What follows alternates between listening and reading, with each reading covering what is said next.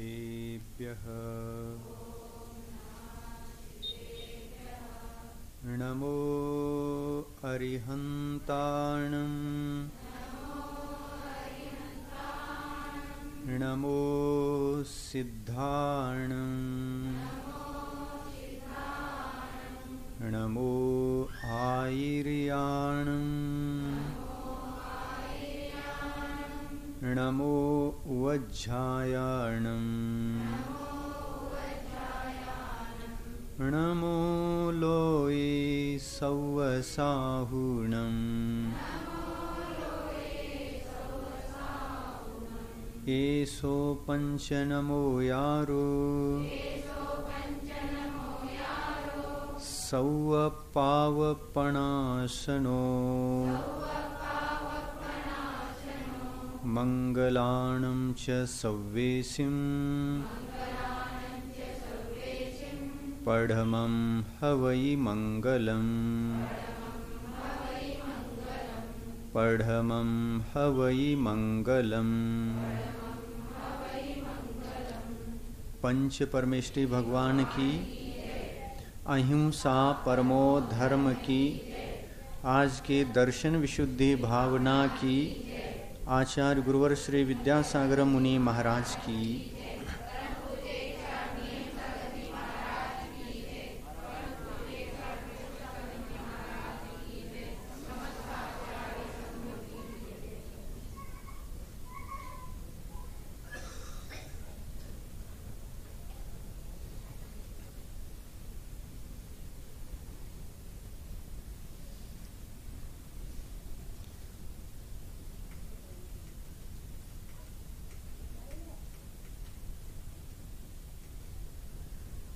ಜಗತ್ತಿನಲ್ಲಿ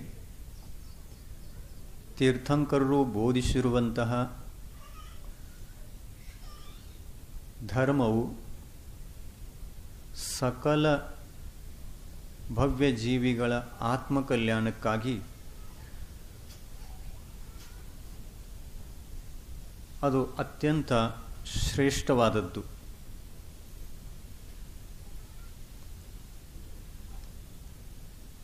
ಭವ್ಯ ಜೀವಿಗಳ ಆತ್ಮ ಕಲ್ಯಾಣವಾಗಬೇಕು ಅಂತಂದರೆ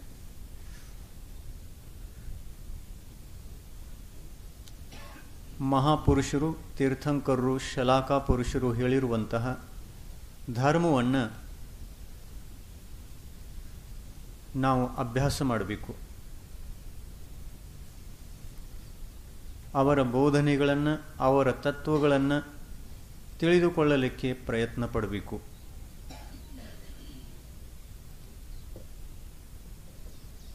ಪ್ರಯತ್ನ ಮಾಡುವುದಲ್ಲದೆ ತಿಳಿದು ಬಂದಾಗ ಅದನ್ನು ಶ್ರದ್ಧಿಸಬೇಕು. ತಿಳಿಯಲಿಕ್ಕೆ ಒಂದು ಪುರುಷಾರ್ಥ, ಶ್ರದ್ಧೆ ಮಾಡಲಿಕ್ಕೆ ಇನ್ನೊಂದು ಪುರುಷಾರ್ಥ.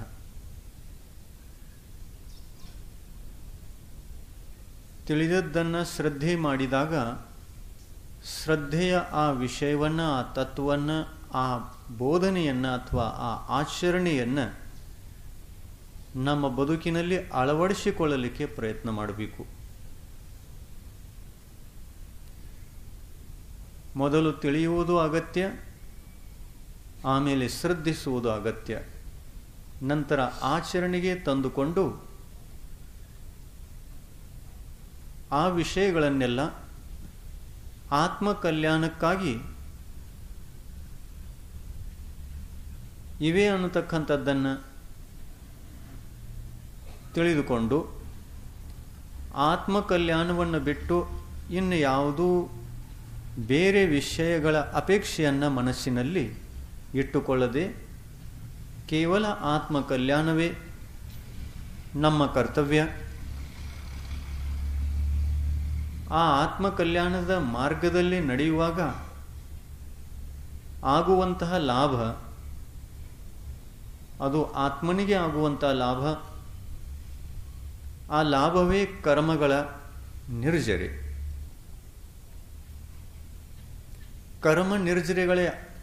ಕರ್ಮ ನಿರ್ಜರೆ ಆಗುವಂಥದ್ದರದ ಫಲ ಮೋಕ್ಷ.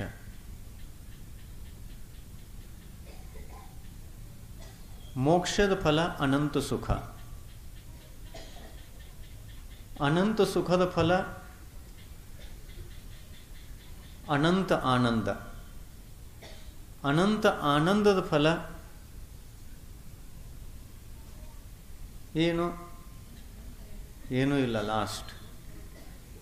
ಅನಂತ ಸುಖ, ಆತ್ಮಲ್ಲಿ ಅನಂತ ಆನಂದ ನಮಗೆ ದೊರಕಬೇಕು ಅಂತಂದರೆ ತೀರ್ಥಂಕರರ ಬೋಧನೆ ಮಾಡಿರ್ತಕ್ಕಂತಹ ತತ್ವಗಳ ಅನುಸರಣೆಯನ್ನು ನಾವು ಮಾಡಲಿಕ್ಕೆ ಪ್ರಯತ್ನ ಮಾಡಬೇಕು.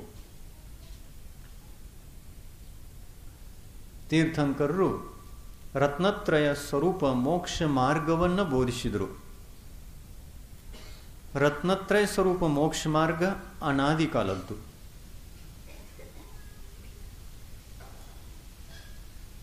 ಅನಾದಿ ಕಾಲದವರೆಗೆ ಇರುವಂಥದ್ದು. ಹಿಂದೆ ಇತ್ತು, ಈಗಲೂ ಇದೆ, ಮುಂದೆಯೂ ಕೂಡ ಇರುವುದಿದೆ. ಈ ಮಾರ್ಗದ ಮೇಲೆ ನಡೆಯುವಂತಹ ಭವ್ಯ ಜೀವಿಗಳು ತಾವು ತಮ್ಮ ಕಲ್ಯಾಣವನ್ನು ಮಾಡಿಕೊಳ್ತಾರೆ ಮತ್ತು ಪರರ ಕಲ್ಯಾಣವನ್ನೂ ಕೂಡ ಮಾಡಲಿಕ್ಕೆ ಬಯಸಿದರೆ ಪರರ ಕಲ್ಯಾಣವನ್ನು ಕೂಡ ಮಾಡಿ ಮುಕ್ತಿಯನ್ನು ಪಡಿತಾರೆ. ನಿಯಮದಿಂದ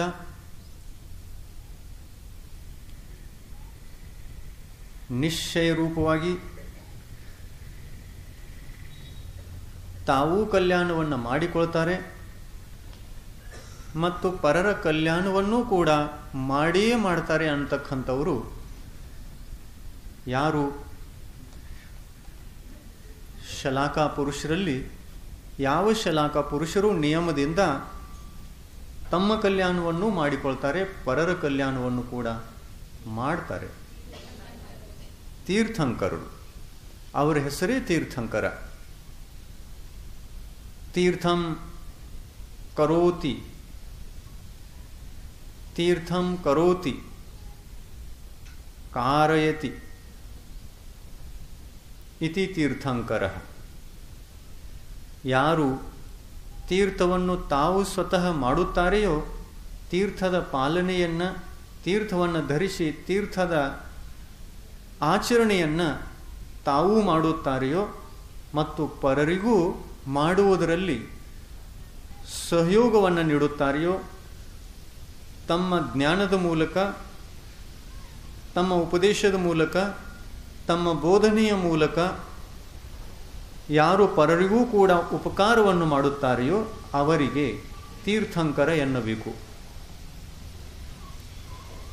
ಬೇರೆಯವರಿಗೆ ಅಂಥ ಒಂದು ಯಾವ ನಿಯಮವೂ ಇಲ್ಲ. ತಾವು ನಡೆಯಬಹುದು, ತಾವು ತತ್ವವನ್ನು ತಿಳಿದುಕೊಳ್ಳಬಹುದು, ಶ್ರದ್ಧೆಯನ್ನು ಮಾಡಬಹುದು, ಆಚರಣೆಗೆ ತಂದುಕೊಳ್ಳಬಹುದು. ಆದರೆ ಪರರಿಗೆ ನಿಶ್ಚಯ ನಿಯಮ ರೂಪದಿಂದ ಬೋಧನೆಯನ್ನು ಮಾಡಿ ಅವರ ಕಲ್ಯಾಣ ಮಾಡುತ್ತಾರೆ ಅನ್ನತಕ್ಕಂತಹ ಯಾವ ನಿಯಮನೂ ಇಲ್ಲ. ಮಾಡಿದರೆ ಮಾಡಿದ್ರು, ಇಲ್ಲ ಅಂತಂದರೆ ಇಲ್ಲ.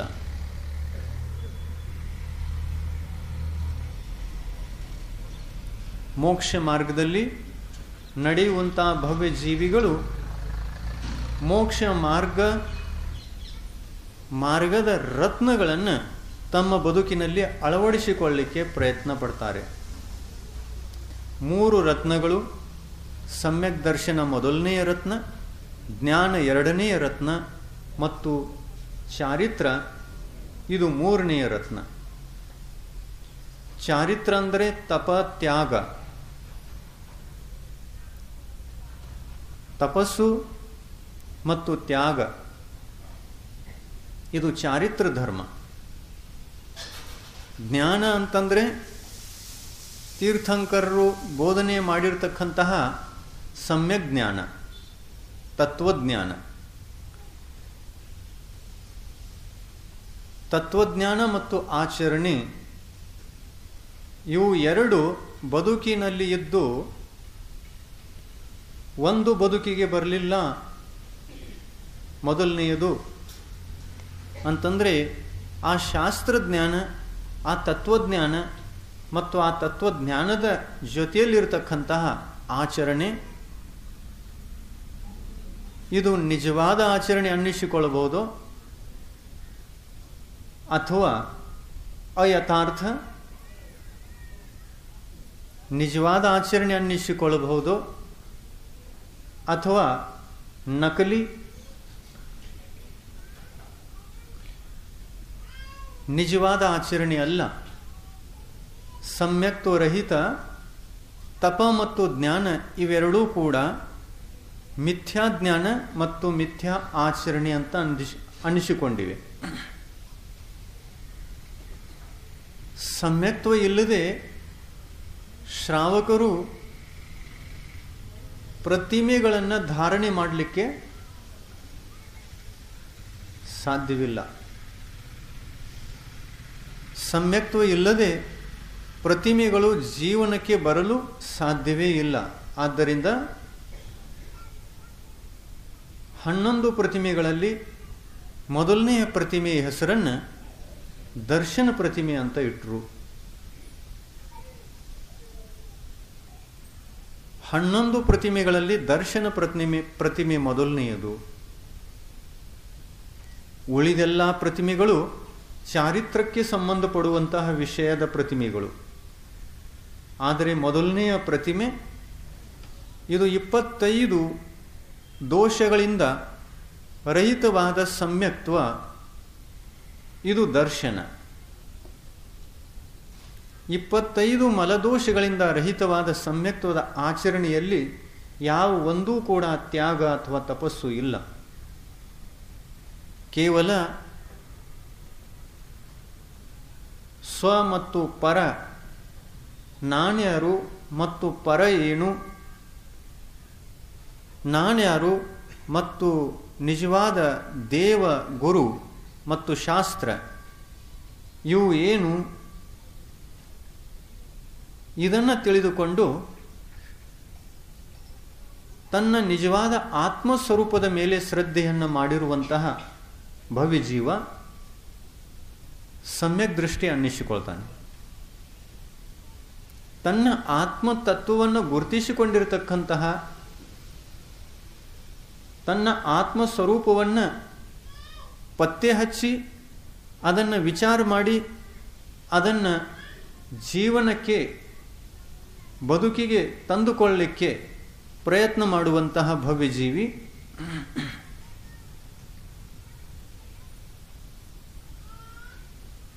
ಆ ಭವ್ಯಜೀವಿ ನಾನು ಆತ್ಮ ಮತ್ತು ಪರವಸ್ತುಗಳೆಲ್ಲ ಪರವಾಗಿವೆ, ಪರವಸ್ತುಗಳ ಸ್ವರೂಪ ಬೇರೆ, ನನ್ನ ಸ್ವರೂಪ ಬೇರೆ, ನಾನು ನನ್ನ ಸ್ವರೂಪವನ್ನು ಶ್ರದ್ಧಿಸುತ್ತೇನೆ, ನಾನು ಆತ್ಮ ಇದ್ದೇನೆ, ನಾನು ಶರೀರ ಅಲ್ಲ, ನಾನು ಬಾಹ್ಯ ಸಂಪತ್ತಿ ವೈಭವ ಅಲ್ಲ, ಈ ಬಾಹ್ಯ ಸಂಪತ್ತಿ ವೈಭವಗಳೆಲ್ಲ ನನಗೆ ಸಂಬಂಧಪಡುವಂತಹ ವೈಭವಗಳಲ್ಲ, ಇವು ಪರ, ನನ್ನ ಸಂಪತ್ತಿ ಬೇರೆ, ನಾನು ಬೇರೆ, ನಾನು ಜ್ಞಾಯಕ ಸ್ವಭಾವಿ ಆತ್ಮ, ನಾನು ಜ್ಞಾಯಕ ಸ್ವಭಾವಿ ಆತ್ಮ. ಜ್ಞಾಯಕ ಅಂದರೆ ನಾನು ತಿಳಿಯುವ ಮತ್ತು ನೋಡುವ ಶಕ್ತಿಯನ್ನು ಹೊಂದಿರತಕ್ಕಂತಹ ಆತ್ಮ. ಜ್ಞಾಯಕ ತಿಳಿಯುವವನು. ನಾನು ಕೇವಲ ನನ್ನನ್ನು ತಿಳಿಯುವವನು, ನನ್ನನ್ನು ಅನುಭವಿಸುವವನು, ನನ್ನ ಸುಖವನ್ನು ನನ್ನಲ್ಲಿಯೇ ಪ್ರಾಪ್ತ ಮಾಡಿಕೊಳ್ಳುವವನು. ನಾನು ಜ್ಞಾಯಕ ಸ್ವಭಾವಿ ಆತ್ಮ. ನನ್ನಲ್ಲಿ ಪರವಸ್ತುಗಳೆಲ್ಲ ಇದ್ದರೂ ಕೂಡ ಅವು ನನ್ನ ಸ್ವರೂಪ ಅಲ್ಲ, ಅವು ನನ್ನ ಸಂಪತ್ತಿಗಳಲ್ಲ, ಅವು ನನ್ನ ವೈಭವಗಳಲ್ಲ, ನನ್ನ ಸ್ವರೂಪ ಅಲ್ಲ, ನನ್ನ ಸಂಪತ್ತಿ ಅಲ್ಲ, ನನ್ನ ವೈಭವಗಳಲ್ಲ.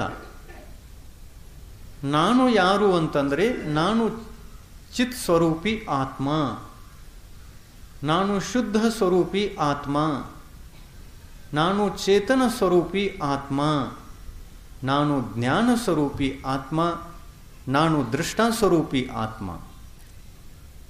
ನನ್ನಲ್ಲಿ ನನ್ನ ಸಂಪತ್ತಿ ಇದೆ. ನನ್ನ ಸಂಪತ್ತಿ ಪರರಲ್ಲಿಲ್ಲ, ಪರರ ಸಂಪತ್ತಿ ನನ್ನಲ್ಲಿಲ್ಲ. ನನ್ನ ಸಂಪತ್ತಿ ಯಾವುದು ಅಂತಂದರೆ ಅನಂತ ಜ್ಞಾನ, ಅನಂತ ದರ್ಶನ, ಅನಂತ ಸುಖ ಮತ್ತು ಅನಂತ ಶಕ್ತಿ, ಆತ್ಮಬಲ. ಇದು ನನ್ನ ನಿಜವಾದ ಸಂಪತ್ತಿ. ಈ ಸಂಪತ್ತಿಯ ಮೇಲೆ ನಾನು ಯಾವಾಗಲೂ ಆಕರ್ಷಿತನಾಗಿ ಇರಬೇಕು. ಪರ ಸಂಪತ್ತಿಯನ್ನು ನನ್ನ ಸಂಪತ್ತಿ ಅಂತ ತಿಳಿದುಕೊಂಡು ಅನಾದಿ ಕಾಲದಿಂದ ನಾನು ಆ ಪರ ಸಂಪತ್ತಿಗೆ ಮೊರೆ ಹೋಗಿದ್ದೇನೆ. ಆ ಪರ ಸಂಪತ್ತಿಯನ್ನು ಅಪೇಕ್ಷೆ ಪಟ್ಟು ಪರ ಸಂಪತ್ತಿಯ ಕಾರಣದಿಂದ ನಾನು ನನ್ನ ಮನಸ್ಸನ್ನು ಕೆಡಿಸಿಕೊಂಡಿದ್ದೇನೆ. ನನ್ನ ಬದುಕೆಲ್ಲ ಹಾಳಾಗಿದೆ. ಪರ ಸಂಪತ್ತಿ ನನ್ನ ಸಂಪತ್ತಿ ಅಂತ ತಿಳಿದುಕೊಂಡು ಆ ಪರ ಸಂಪತ್ತಿಯ ಕಾರಣದಿಂದ ನಾನು ಸುಖಿಯಾಗಲಿಲ್ಲ. ನಾನು ಅನಂತ ಕಾಲದಿಂದ ಅನಂತ ದುಃಖಿಯಾಗಿ ಬಾರಿ ಬಾರಿಗೆ ಭವಭವಗಳಲ್ಲಿ 4 ಗತಿಗಳಲ್ಲಿ ಶರೀರದ ದುಃಖವನ್ನು ಅನುಭವಿಸಿದ್ದೇನೆ. ಶರೀರವನ್ನು ಪಡೆದುಕೊಂಡು ಶರೀರದ ಬಂಧನವನ್ನು ಅನುಭವಿಸಿದ್ದೇನೆ. ನಾನು ಅನಂತ ಭವಗಳಲ್ಲಿ ಅನಂತ ಸಾರಿ ಅನಂತ ಸಲ ಪರತಂತ್ರತೆಯನ್ನು ಅನುಭವಿಸುತ್ತಾ ಬಂದಿದ್ದೇನೆ. ಈ ಬಂಧನ ಯಾಕೆ ಇತ್ತು ಅಂತಂದರೆ ನಾನು ನನ್ನನ್ನು ತಿಳಿದುಕೊಳ್ಳಲಿಲ್ಲ, ನಾನು ನನ್ನ ಸಂಪತ್ತಿಯನ್ನು ಅರ್ಥ ಮಾಡಿಕೊಳ್ಳಲಿಲ್ಲ. ಪರ ಸಂಪತ್ತಿಯ ಹಿಂದೆ ಹೋಗಿ ಅದನ್ನು ಪ್ರಾಪ್ತ ಮಾಡಿಕೊಳ್ಳುವುದಕ್ಕಾಗಿಯೇ ನಾನು ಧರ್ಮವನ್ನು ಮಾಡಿದೆ. ಯಾವ ಧರ್ಮವನ್ನು ಮಾಡಿದೆ? ದೇವ ಶಾಸ್ತ್ರ ಗುರುಗಳ ಪೂಜೆಯನ್ನು ಮಾಡಿದರೂ ಕೂಡ ಆ ಪೂಜೆಯಿಂದ ನನಗೆ ಸಂಪತ್ತಿ ದೊರಕಲಿ, ನನಗೆ ನನ್ನ ಸ್ವರೂಪ ಗೊತ್ತಿಲ್ಲದ ಕಾರಣ ನನ್ನ ಸಂಪತ್ತಿ ನನ್ನಲ್ಲಿಯೇ ಇದೆ ಅನ್ನತಕ್ಕಂಥದ್ದು ಗೊತ್ತಿರಲಿಲ್ಲ. ಆದರೆ ನಾನು ಮತ್ತು ನನ್ನ ಸಂಪತ್ತಿ ಅಂತಂದರೆ ಪರಪುದ್ಗಲಗಳಿಂದ ಉತ್ಪನ್ನವಾಗತಕ್ಕಂತಹ ಪರಪುದ್ಗಲಗಳ ಮೂಲಕ ಸುಖವನ್ನು ನೀಡತಕ್ಕಂತಹ ಸಂಪತ್ತಿಯನ್ನೇ ನಾನು ನನ್ನ ಸಂಪತ್ತಿ ಅಂತ ತಿಳಿದುಕೊಂಡೆ. ಇದು ಭ್ರಮೆಯಾಯಿತು. ತೀರ್ಥಂಕರರ ಬೋಧನೆ ನನಗೆ ಸಿಗದೇ ಇರುವ ಕಾರಣ ನಾನು ಪರ ಸಂಪತ್ತಿಯನ್ನೇ ನನ್ನ ಸಂಪತ್ತಿ ಅಂತ ತಿಳಿದುಕೊಂಡೆ. ಆದರೆ ನಿಜವಾಗಲೂ ಈಗ ತಿಳಿದು ಬಂದಿದೆ, ಈಗ ತಿಳಿದಿದೆ. ಏನು ತಿಳಿದಿದೆ? ನಾನು ಬೇರೆ, ಪರ ಬೇರೆ. ಯಾವುದು ಪರ ಇದೆಯೋ ಅದು 2 ಪ್ರಕಾರವಾಗಿದೆ. ಯಾವುದು ಪರ ಇದೆಯೋ ಅದಕ್ಕೆ 2 ಭೇದ ಇದೆ. ಒಂದು ಚೇತನ ಮತ್ತು ಇನ್ನೊಂದು ಅಚೇತನ. ಚೇತನ ವಸ್ತುಗಳೂ ಕೂಡ ನನ್ನವುಗಳಲ್ಲ, ಅಚೇತನ ವಸ್ತುಗಳೂ ಕೂಡ ನನ್ನವುಗಳಲ್ಲ. ಅಚೇತನ ವಸ್ತು ಕಣ್ಣಿಗೆ ಕಾಣುವಂಥದ್ದು, ಅದು ಪುದ್ಗಲ, ಧರ್ಮದ್ರವ್ಯ, ಅಧರ್ಮದ್ರವ್ಯ, ಆಕಾಶ ದ್ರವ್ಯ, ಕಾಲದ್ರವ್ಯ. ಈ ದ್ರವ್ಯಗಳೆಲ್ಲವೂ ಕೂಡ ಅಚೇತನ. ಈ ಅಚೇತನ ದ್ರವ್ಯಗಳು ಇವು ನನ್ನವುಗಳಲ್ಲ, ನಾನು ಅದು ಅಲ್ಲ. ನಾನು ವಸ್ತು ಅಲ್ಲ, ನಾನು ಪರವಸ್ತು ಅಲ್ಲ, ಪರವಸ್ತು ನನ್ನದಲ್ಲ. ನಾನು ಆತ್ಮ, ಚೇತನ ಆತ್ಮ. ಈ ನಶ್ವರ ಶರೀರದಲ್ಲಿ ಎದ್ದುಕೊಂಡು ಅನಾದಿ ಕಾಲದಿಂದ ಬರ್ತಾ ಇದ್ದೇನೆ. ನಾನು ಶಾಶ್ವತ ಆತ್ಮ. ಇಂಥ ಆತ್ಮತತ್ವದ ಮೇಲೆ ಶ್ರದ್ಧೆಯನ್ನು ಇಡುವುದು ಇದು ಸಮ್ಯಕ್ತ್ವದ ಮೂಲ.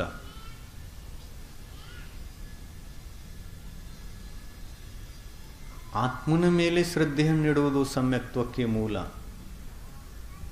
ಆತ್ಮನ ಶ್ರದ್ಧೆ ತಪ್ಪಿ ಹೋಯಿತು ಮತ್ತು ಬಹಿರಂಗದಲ್ಲಿ ದೇವ ಶಾಸ್ತ್ರ ಗುರುಗಳನ್ನು ಮಾತ್ರ ಶ್ರದ್ಧೆಯನ್ನು ಮಾಡ್ತೀವಿ ಅಂತಂದರೆ ಅಲ್ಲಿ ಸಮ್ಯಕ್ ದರ್ಶನ ಹುಟ್ಟುವುದಿಲ್ಲ.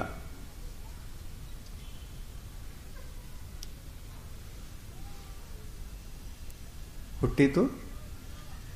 ಇಲ್ಲ.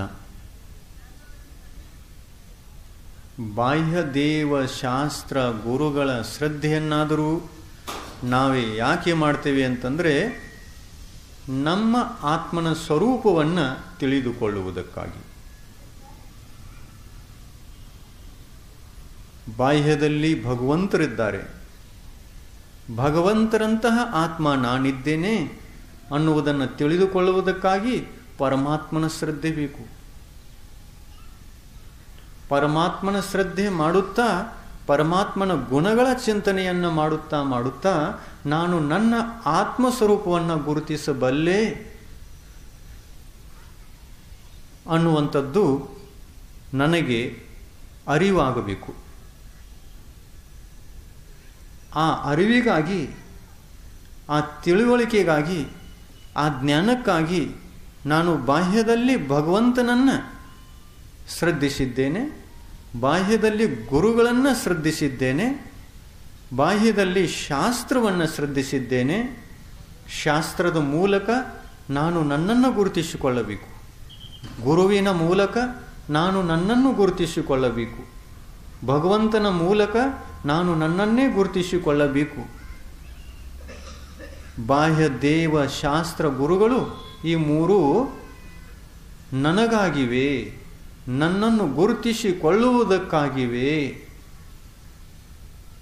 ಅನ್ನುವಂತಹ ವಿಷಯ ಗೊತ್ತಾದಾಗ ಆತ್ಮಶ್ರದ್ಧೆ ಯಾವಾಗ ಆಗುತ್ತದೆಯೋ ಆವಾಗ ಮನುಷ್ಯನಿಗೆ ಸಮ್ಯಕ್ತ್ವದ ಉತ್ಪತ್ತಿ ಆಗುತ್ತೆ. ತತ್ವಾರ್ಥ ಶ್ರದ್ಧಾಣಂ ಸಮ್ಯಕ್ ದರ್ಶನಂ. ತತ್ವಾರ್ಥ ತತ್ವಗಳು 7, ಅದರೊಳಗೆ ಜೀವತತ್ವ ಮೊದಲನೆಯದು. ಆ ಜೀವತತ್ವವೇ ನಾನು, ಅದೇ ಆತ್ಮತತ್ವ. ಈ ನಶ್ವರ ಶರೀರದಲ್ಲಿ ಇರುವಂತಹ ನಾನು ಜೀವತತ್ವ ಇದ್ದೇನೆ. ಈ ಜೀವತತ್ವ ನಾನಿದ್ದೇನೆ ಅನ್ನತಕ್ಕಂಥದ್ದು ಗೊತ್ತಾದಾಗ ಅದರ ಮೇಲೆ ನಾನು ನನ್ನ ಶ್ರದ್ಧೆಯನ್ನು ಮಾಡಬಹುದು. ನನ್ನ ಆತ್ಮಸ್ವರೂಪದಲ್ಲಿ ಬಂದಿರತಕ್ಕಂತಹ ವೈಭಾವಿಕ ಪರಿಣತಿಯನ್ನು, ವಿಕಾರಿ ಭಾವವನ್ನು, ದೋಷದ ಪರಿಣತಿಯನ್ನು ತೆಗೆದುಹಾಕಿ ನಾನು ನನ್ನನ್ನು ಗುರುತಿಸಿಕೊಳ್ಳಬಹುದು ಅನ್ನುವಂಥ ವಿಚಾರ ಆ ಸೂತ್ರ ಹೇಳಿಕೊಡ್ತಾ ಇದೆ. ತತ್ವಾರ್ಥ ಶ್ರದ್ಧಾನಂ ಸಮ್ಯಕ್ ದರ್ಶನಂ. ತತ್ವಾರ್ಥದ ಶ್ರದ್ಧೆಯನ್ನು ಮಾಡುವುದಕ್ಕೆ ಸಮ್ಯಕ್ತ್ವ ಎನ್ನುತ್ತಾರೆ. 7 ತತ್ವಗಳ ಶ್ರದ್ಧೆಯನ್ನು ಮಾಡಬೇಕು. 7 ತತ್ವಗಳ ಸ್ವರೂಪ ಹೇಗಿದೆಯೋ ಅದೇ ರೂಪದಲ್ಲಿ ಅದೇ ಥರ ಶ್ರದ್ಧೆಯನ್ನು ಮಾಡಿ ಯಥಾರ್ಥವಾದ ಆ ತತ್ವಾರ್ಥದ ಮಾರ್ಗದ ಮೇಲೆ, ತಾತ್ವಿಕ ಮಾರ್ಗದ ಮೇಲೆ ನಾವು ನಡೆಯುವ ಪ್ರಯತ್ನವನ್ನು ಮಾಡಬೇಕು.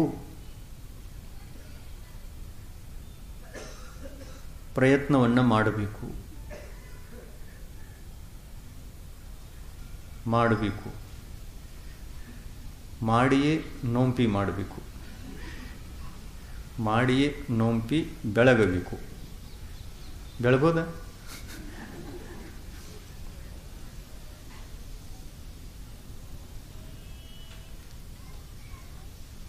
ನಾವು ನಮ್ಮನ್ನು ನೋಡುವುದಕ್ಕಾಗಿ,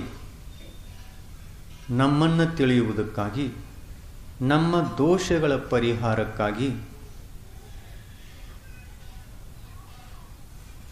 ಸೋಮವಾರ ಸಂತೆಯಲ್ಲಿ ಹೋಗಿ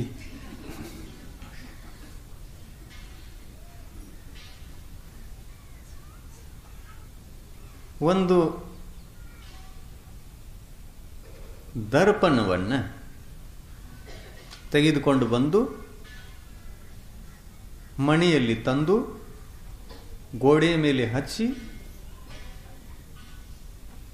ಎತ್ತರಕ್ಕೆ ಹಚ್ಚಿ, ಉಚ್ಚ ಸ್ಥಾನದಲ್ಲಿ ಅದನ್ನು ಇಟ್ಟು ಹೋಗಿಬಿಡ್ತೇವೆ.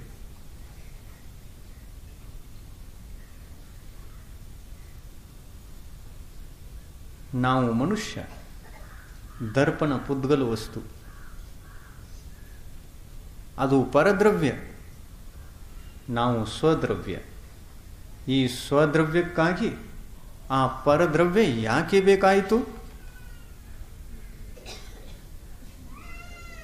ಆ ದರ್ಪಣವನ್ನು ತರುವಂತಹ ಉದ್ದೇಶ ಏನು? ಯಾರಿಗಾಗಿ ತಂದದ್ದಾಯಿತು?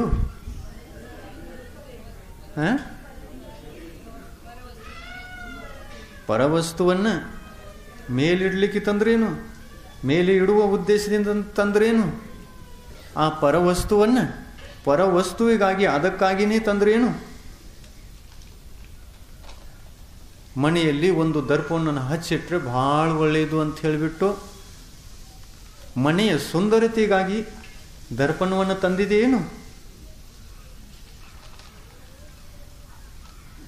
ದರ್ಪಣವಿಲ್ಲದಂತಹ ಮನೆಗಳಿಲ್ಲ.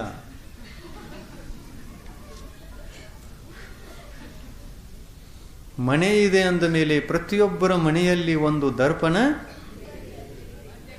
1 ಎಕರೆ ಹೆಚ್ಚ ಮನೆ ಇದೆ ಅಂದ ಮೇಲೆ ಅವಶ್ಯವಾಗಿ ಒಂದು ದರ್ಪಣವನ್ನು ತಂದು ನಾವು ಇಟ್ಟಿರ್ತೇವೆ. ದರ್ಪಣ ಯಾಕೆ ತಂದಿದ್ದೇವೆ ಅದೆಲ್ಲ ಗೊತ್ತು. ಆದರೆ ದೇವಶಾಸ್ತ್ರ ಗುರುಗಳ ಪೂಜೆಯನ್ನು ನಾವು ಯಾಕೆ ಮಾಡಬೇಕು ಅನ್ನೋದು ಗೊತ್ತಿಲ್ಲ.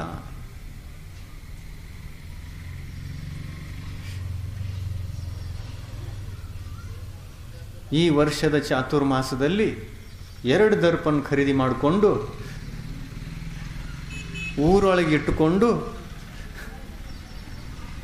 ಅದರ ಲಾಭವನ್ನು ಪಡೆಯಬೇಕು ಅಂತ ಇಚ್ಛೆಯನ್ನು ಮಾಡಿಕೊಂಡು ಯಾವ ಲಾಭವನ್ನು ಪಡಿತಾ ಇದ್ದೀರಾ? ಊರು ಚಂದ ಕಾಣಲಿ ಅಂತಂದ್ರು,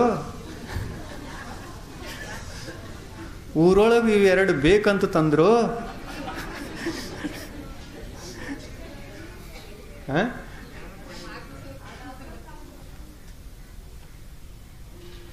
ಯಾವುದಕ್ಕಾಗಿ ತಂದ್ರಿ? ಜ್ಞಾನ ಪಡೆಯುವ ಸಲುವಾಗಿ. ಜ್ಞಾನ ಪಡೆಯುವವರು ಯಾರವರು? ಚೇತನ ತತ್ವಕ್ಕೆ ಜ್ಞಾನ ಬೇಕಾಯಿತು. ಆತ್ಮ ಒಂದು ಚೇತನ ವಸ್ತು. ಆ ಚೇತನ ವಸ್ತುವಿಗೆ ಚಿಂತೆಯಾಯಿತು. ನಾನು ಇದ್ದೇನೆ, ನಾನು ನನ್ನ ಮನೆಯಲ್ಲಿದ್ದೇನೆ, ನನ್ನ ಊರಿನಲ್ಲಿದ್ದೇನೆ. ಆದರೆ ನನಗೆ ನನ್ನಲ್ಲಿ ಕಾಲೂರಲಿಕ್ಕೆ,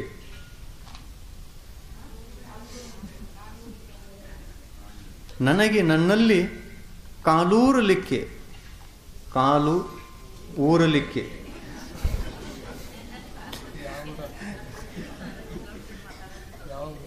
ನನಗೆ ನನ್ನಲ್ಲಿ ಕಾಲೂರಲಿಕ್ಕೆ, ನನ್ನ ಮುಂದೆ ನನ್ನ ಕಾಲುಗಳು ಊರ್ತಾ ಇವೆಯೋ ಅಥವಾ ಇಲ್ಲ ನೋಡುವುದಕ್ಕೆ ನನ್ನ ಮುಂದೆ 2 ಆದರ್ಶ ದರ್ಪಣಗಳನ್ನು ತಂದಿಟ್ಟಿದ್ದೇನೆ.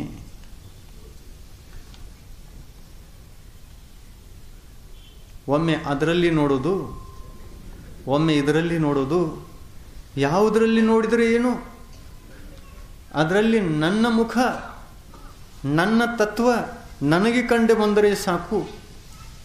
ಅದರಲ್ಲಿ ನಾನಿದ್ದೇನೆ ಅನ್ನತಕ್ಕಂಥದ್ದು, ನಾನು ಏನಿದ್ದೇನೆ ಅನ್ನತಕ್ಕಂಥದ್ದು ಗೊತ್ತಾದರೆ ಸಾಕು.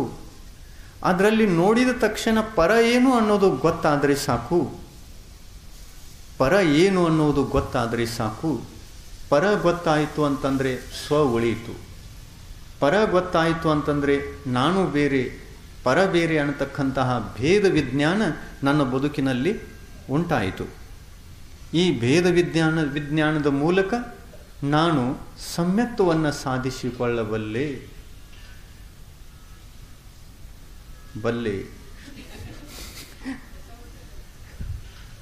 ಸಮ್ಯಕ್ತವನ್ನು ಸಾಧಿಸಿಕೊಳ್ಳಬಲ್ಲೆ. ಸಮ್ಯಕ್ತವೇ ನನ್ನ ಪ್ರಾಣ, ಸಮ್ಯಕ್ತವೇ ನನ್ನ ನಿಜವಾದ ಸಂಪತ್ತು. ಸಮ್ಯಕ್ತವಿಲ್ಲದಂತಹ ನನ್ನ ಬದುಕು ಅದು ನನ್ನ ಬದುಕಲ್ಲ. ಅದು ನನ್ನ ಬದುಕಲ್ಲ. ನಾನು ಜೀವನವೆಲ್ಲ ಜೀವಿಸಿ ಅದರಲ್ಲಿ ಆಗಿ ಹೋದರೂ ಮುದುಕು ನನ್ನ ಬದುಕು ವ್ಯರ್ಥವೇ ವ್ಯರ್ಥ. ಒಂದು ಸಮ್ಯಕ್ತದಿಂದ ನನ್ನ ಬದುಕು ಸಾರ್ಥಕವಾಗಬಹುದು. ಒಂದು ಸಮ್ಯಕ್ತ್ವದಿಂದ ಸಾರ್ಥಕವಾಗಬಹುದು. ಆದರೆ ಆ ಸಮ್ಯಕ್ತವಾದರೂ ಉತ್ಪನ್ನವಾಗಬೇಕು ಅಂತಂದರೆ ನಾನು ನನ್ನ 25 ಮಲದೋಷಗಳನ್ನು, ನನ್ನ ಚೇತನ ತತ್ವದ ಮೇಲೆ ಅಂಟಿಕೊಂಡಿರತಕ್ಕಂತಹ, ನನ್ನ ಚೇತನ ತತ್ವದ ಮೇಲೆ ಉತ್ಪನ್ನವಾಗಿರ್ತಕ್ಕಂತಹ 25 ಮಲದೋಷಗಳು ಇವು ನನಗೆ ಗೊತ್ತಾಗಬೇಕು ಅಂತಂದರೆ ನನ್ನ ಮುಂದೆ ಒಂದು ದರ್ಪಣ ಬೇಕು. ನನ್ನ ಮುಂದೆ ಒಂದು ದರ್ಪಣ ಬೇಕು. ಎಂಥ ದರ್ಪಣ? ಗುರುವಿನ ದರ್ಪಣ. ಒಂದು ಆದರ್ಶ ಗುರು ಬೇಕು ನನ್ನ ಬದುಕಿಗೆ. ಒಂದು ಆದರ್ಶ ದೇವರು ಬೇಕು ಮತ್ತು ಒಂದು ಆದರ್ಶ ಶಾಸ್ತ್ರ ಬೇಕು. ಈ 3 ಆದರ್ಶಗಳು ನನ್ನ ಮುಂದೆ ಇದ್ದರೆ ಸಾಕು. ನನ್ನ ಜೀವನ ಆದರ್ಶ, ಆದರ್ಶದಿಂದ ನನ್ನ ಜೀವನ ಆದರ್ಶ. ಸಂಸ್ಕೃತ ಭಾಷೆಯಲ್ಲಿ ಆದರ್ಶ ಅಂದರೆ ದರ್ಪಣ, ದರ್ಪಣ ಅಂದರೆ ಆದರ್ಶ. ದರ್ಪಣಕ್ಕೆ ಆದರ್ಶ ಅನ್ನುವಂತಹ ಶಬ್ದ ಇದೆ. ನಾನು ಆದರ್ಶವಾಗಬೇಕು ಅಂತಂದರೆ ಆದರ್ಶ ಬೇಡೇನು? ಆದರ್ಶ ನನ್ನ ಬದುಕಿನಲ್ಲಿ ಒಂದಾದರೂ ಬೇಕು, ಒಂದಲ್ಲ 3 ಬೇಕು.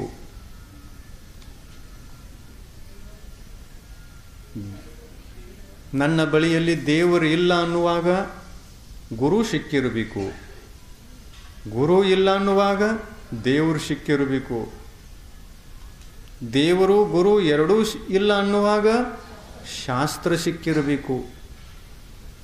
ಈ 3 ಆದರ್ಶಗಳಲ್ಲಿ 3 ದರ್ಪಣಗಳಲ್ಲಿ ಒಂದು ದರ್ಪಣ ನನಗೆ ಸಿಕ್ಕಿರಬೇಕು, ಯಾವಾಗಲೂ ನನ್ನ ಮುಂದೆ ಇರಬೇಕು. ಆವಾಗ ನನ್ನ ಮುಖವನ್ನು ಆ ದರ್ಪಣದಲ್ಲಿ ನೋಡಿಕೊಳ್ಳುವಾಗ ನನ್ನ 25 ಮಲದೋಷಗಳು ನನ್ನ ಕಣ್ಣಿಗೆ ಕಾಣಬೇಕು. ಗೋಡೆಯ ಮೇಲೆ ಹಚ್ಚಿರತಕ್ಕಂತಹ ದರ್ಪಣದಲ್ಲಿ ನಾವು ಮುಖವನ್ನು ನೋಡುವಾಗ ನಮ್ಮ ಮುಖದ ಮೇಲೆ ಇದ್ದಿರತಕ್ಕಂತಹ ಕಲ್ಮಶ ನಮ್ಮ ಕಣ್ಣಿಗೆ ಕಾಣಬೇಕು ಅಂತಂದರೆ ದರ್ಪಣ ನಮ್ಮ ಹತ್ತಿರ ಬರಬೇಕು, ಅಥವಾ ನಾವೇ ದರ್ಪಣ ಹತ್ತಿರ ಹೋಗಬೇಕು? ನಾವೇ ದರ್ಪಣದ ಹತ್ತಿರ ಹೋಗಬೇಕು.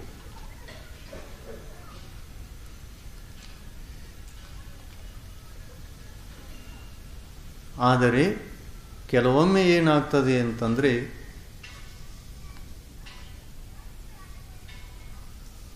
ಯೋಗ ಸಂಯೋಗದಿಂದ, ಅತಿ ದೊಡ್ಡ ಪುಣ್ಯದ ಉದಯದಿಂದ ಭಾಗ್ಯೋದಯದ ಬಾಗಿಲು ತೆರೆದಾಗ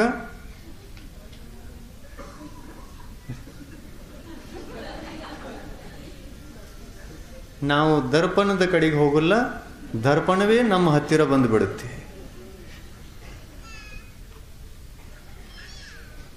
ಕೆಲವೊಮ್ಮೆ ಏನಾಗ್ತದೆ ಅಂತಂದರೆ ನಾವು ಸೋಮವಾರ ಸಂತೆಗೆ ಹೋಗಲ್ಲ, ಸಂತೆ ಸಾಮಾನುಗಳನ್ನು ಹೊದ್ದುಕೊಂಡು ಕೆಲವೊಬ್ಬರು ಅದು ಬೇಕೇನೋ ಇದು ಬೇಕೇನೋ ಅಂತ ಬಾಗಿಲು ಮುಂದೆ ಬಂದುಬಿಡ್ತಾರೆ. ಹಾಗಾಗ್ತದಿಲ್ಲ? ಹಾಗೇ ಆಗಿದೆ ಈ ವರ್ಷ.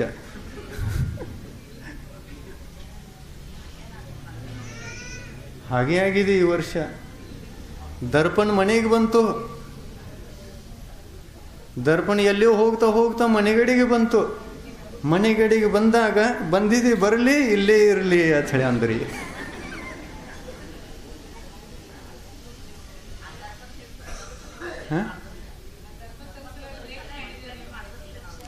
ದರ್ಪಣ ಸಲುವಾಗಿ ಪ್ರಯತ್ನ ಮಾಡಿದ್ರಿ, ಆದರೆ ಆ ಪ್ರಯತ್ನದಲ್ಲಿ ಯಾರ ಭಾಗ್ಯ ಇತ್ತೋ ಆ ಭಾಗ್ಯ ಮೀರಿ ಹೋಗಿ ಅದು ಯಾರಿಗೋ ಸಿಕ್ಕಿಬಿಡ್ತು. ದರ್ಪಣವನ್ನು ಯಾರಿಗೂ ಮಾರಬೇಕಾಗಿತ್ತು. ಯಾವ ಗಲ್ಯಾಗ ಹೋಗಿ ದರ್ಪಣ ಮಾರೋದಿತ್ತು ಆ ಗಲ್ಯಾಗ ಯಾರೂ ದರ್ಪಣ ತಗೊಳ್ಳಿಲ್ಲ.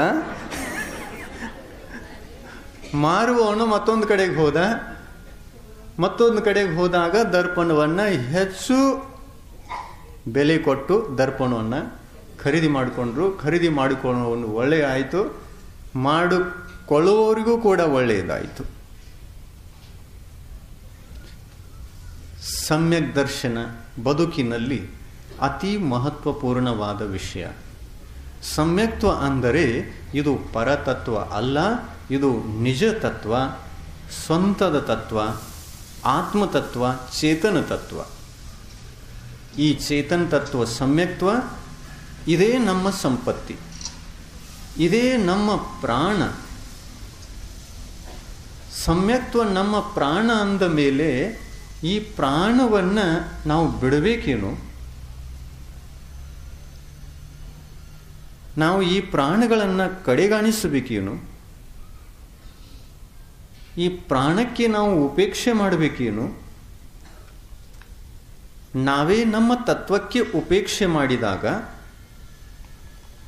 ಹಾನಿ ಯಾರಿಗೆ? ದರ್ಪಣಕ್ಕೂ ಅಥವಾ ನಮಗೆ? ದರ್ಪಣಕ್ಕೆ ಏನು ಹಾನಿ ಇಲ್ಲ.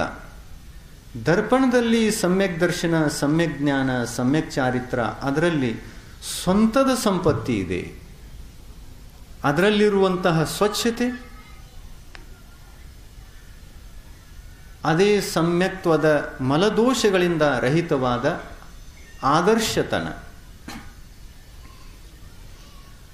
ದರ್ಪಣ ಸ್ವಚ್ಛವಾಗಿದೆ. ಆ ಸ್ವಚ್ಛವಾದ ದರ್ಪಣದ ಮುಂದೆ ನಾವು ಹೋಗಿದಾಗ ನಮ್ಮ ಆತ್ಮನಲ್ಲಿಯೂ ಕೂಡ 25 ಮಲದೋಷಗಳಿಂದ ರಹಿತವಾದ ಸಮ್ಯಕ್ತ್ವ ಬೇಕು ಅನ್ನುವಂತಹ ವಿಚಾರ ಬಂದಾಗ 25 ಮಲದೋಷಗಳನ್ನು ಅದರಲ್ಲಿ ನೋಡಿಕೊಂಡು ಅಳಕಿಸ್ಕೊಳ್ತಾನೆ, ದೂರ ಮಾಡಿಕೊಳ್ತಾನೆ. ಶಂಕ ಇದು ಕೂಡ ಒಂದು ದೋಷ. ಕಾಂಕ್ಷ ಇದೂ ಸಹ ಒಂದು ದೋಷ. ವಿಚಿಕಿತ್ಸಾ ಇದೂ ಕೂಡ ಒಂದು ದೋಷ. ಮೂಢ ದೃಷ್ಟಿ ಇದು ಒಂದು ಕೂಡ ದೋಷ. ಮೂಢತೆ, ಅಜ್ಞಾನತನ ಇದು ದೋಷ. ಮೂಢನಂಬಿಕೆ, ಅಂಧಶ್ರದ್ಧೆ ಇದೇ ಮೂಢ ದೋಷ. ಅನುಪಗೋಹನ, ನಾನು ನನ್ನಲ್ಲಿಲ್ಲ, ನಾನು ನನ್ನನ್ನು ನನ್ನಲ್ಲಿ ಸ್ಥಿರಗೊಳಿಸ್ತಾ ಇಲ್ಲ, ನಾನು ಪರರನ್ನೂ ಕೂಡ ಸ್ಥಿರಗೊಳಿಸಲಿಕ್ಕೆ ನಿಮಿತ್ತ ಆಗ್ತಾ ಇಲ್ಲ, ಪರರಿಗೆ ಧರ್ಮ ಸಿಗಲಿ ಅನ್ನುತ್ತಾ ಇಲ್ಲ, ನನಗೆ ಧರ್ಮ ಸಿಗಲಿ ಅನ್ನುವಂತಹ ವಿಚಾರನೂ ನನಗೆ ಇಲ್ಲ. ಯಾಕೆಂದರೆ ನಾನೂ ಗೊತ್ತಿಲ್ಲ, ಪರರೂ ಗೊತ್ತಿಲ್ಲ. ಪರರ ನಿಜವಾದ ಸಂಪತ್ತಿ ಯಾವುದು ಅದೂ ನನಗೆ ಗೊತ್ತಿಲ್ಲ, ನನ್ನ ನಿಜವಾದ ಸಂಪತ್ತು ಯಾವುದು ಅದೂ ಕೂಡ ನನಗೆ ಗೊತ್ತಿಲ್ಲ. ಇಂಥ ಒಂದು ಪರಿಸ್ಥಿತಿಯಲ್ಲಿ ಅಜ್ಞಾನವಶದಿಂದ ನಾನು ನನ್ನ ಆತ್ಮನಲ್ಲಿ, ನನ್ನ ಆತ್ಮನ ಮುಖದ ಮೇಲೆ 25 ದೋಷಗಳ ಕಲ್ಮಶವನ್ನು ಬಳಿದುಕೊಂಡು ತಿರುಗುತ್ತಾ ಇದ್ದೇನೆ. ಅನಾದಿ ಕಾಲದಿಂದ ಅನಂತ ಕಾಲದವರೆಗೆ ತಿರುಗುತ್ತಾ ಬಂದಿದ್ದೇನೆ. ಈ 25 ಕಲ್ಮಶಗಳನ್ನು ದೂರ ಮಾಡಿಕೊಳ್ಳುವುದಕ್ಕಾಗಿ ನನಗೆ ಭಗವಂತರ ಉಪದೇಶ, ಅದು ಶಾಸ್ತ್ರ, ಅದು ದರ್ಪಣ, ಅದು ನನಗೆ ಅಗತ್ಯವಾಯಿತು. ಒಂದು ಗುರು ಅಗತ್ಯವಾಯಿತು, ಒಂದು ದೇವರು ಅದು ಕೂಡ ಅಗತ್ಯವಾಯಿತು. ನನಗೆ ಬೇಕು ಅನ್ನತಕ್ಕಂತಹ ಆಶೆ ನನ್ನಲ್ಲಿ ಹುಟ್ಟಿತು. ಇದೇ ನನ್ನ ಭಾಗ್ಯ. ಅದು ಹುಟ್ಟುತ್ತಿರಲಿಲ್ಲ ಅಂತಂದರೆ ನಾನ್ಯಾರು, ನನ್ನ ನಿಜವಾದ ಸಂಪತ್ತಿ ಯಾವುದು ಮತ್ತು ನನ್ನ ಸುಳ್ಳು ಸಂಪತ್ತಿ ಯಾವುದು ಅನ್ನುವಂತಹ ವ್ಯತ್ಯಾಸ ನನಗೆ ಗೊತ್ತಾಗ್ತಿರಲಿಲ್ಲ. ಇವತ್ತು ಅದು ನನಗೆ ಗೊತ್ತಾಗಿದೆ, ಇವತ್ತು ಅದು ನನಗೆ ಕಂಡುಬಂದಿದೆ. ಅದಕ್ಕಾಗಿ ನಾನು ದೇವಶಾಸ್ತ್ರ ಗುರುಗಳ ದರ್ಪಣದ ಮುಂದೆ ನಿಂತು, ಅಂದರೆ ಅವರನ್ನು ನೋಡಿಕೊಂಡು ನಾನು ನನ್ನ ದೋಷಗಳನ್ನು ತಿದ್ದುಕೊಳ್ತಾ ಇದ್ದೇನೆ, ನನ್ನ ದೋಷಗಳನ್ನು ನಾನು ಅಳಕಿಸಿಕೊಳ್ತಾ ಇದ್ದೇನೆ. ಭಗವಂತರ ವಾಣಿಯೇ ಶಾಸ್ತ್ರ. ಆ ಶಾಸ್ತ್ರವನ್ನು ಓದಿ ನಾನು ನನ್ನದು 25 ಮಲದೋಷಗಳನ್ನು ದೂರ ಮಾಡಿಕೊಳ್ತಾ ಇದ್ದೇನೆ. ತತ್ವಾರ್ಥ ಶ್ರದ್ಧಾನಂ ಸಮ್ಯಕ್ ದರ್ಶನಂ. ತತ್ವಾರ್ಥದ ಶ್ರದ್ಧೆಯನ್ನು ಮಾಡುವುದು ಸಮ್ಯಕ್ತ್ವ. ನಾವು ನಮ್ಮನ್ನು ಶ್ರದ್ಧಿಸಬೇಕು. ನಮ್ಮ ಶ್ರದ್ಧೆಗಾಗಿ ದೇವಶಾಸ್ತ್ರ ಗುರು ಇದ್ದಾರೆ, ಅವರನ್ನೂ ಶ್ರದ್ಧಿಸಬೇಕು. ಆತ್ಮ ತತ್ವದ ಶ್ರದ್ಧೆ ಬೇಕೇ ಬೇಕು, ಇದು ತತ್ವಾರ್ಥದ ಶ್ರದ್ಧೆ. ಆದರೆ ದೇವಶಾಸ್ತ್ರ ಗುರುಗಳು ಯಾಕೆ ಬೇಕು ಅಂತಂದರೆ ಈ ತತ್ವಾರ್ಥವನ್ನು ಹೇಳುವಂತಹವರೇ ಅವರು. ಅದಕ್ಕಾಗಿ ಅವರು ಬೇಕು. ಈ ತತ್ವಗಳನ್ನು ತಿಳಿಸುವಂಥವರೇ, ತತ್ವಗಳನ್ನು ಸರಿಯಾಗಿ ಬೋಧಿಸಿ ಮಾರ್ಗದ ಮೇಲೆ ಹಚ್ಚುವಂಥವರೇ ಅವರು. ಆದ್ದರಿಂದ ನನ್ನ ಬದುಕಿನಲ್ಲಿ ದೇವ, ಶಾಸ್ತ್ರ, ಗುರು ಈ 3 ದರ್ಪಣಗಳು ಬೇಕೇ ಬೇಕು. ಯಾರ ಮನೆಯಲ್ಲಿ 1 ದರ್ಪಣ ಇದೆ ಅವರಿಗೆ ಮೋಕ್ಷ ಇಲ್ಲ.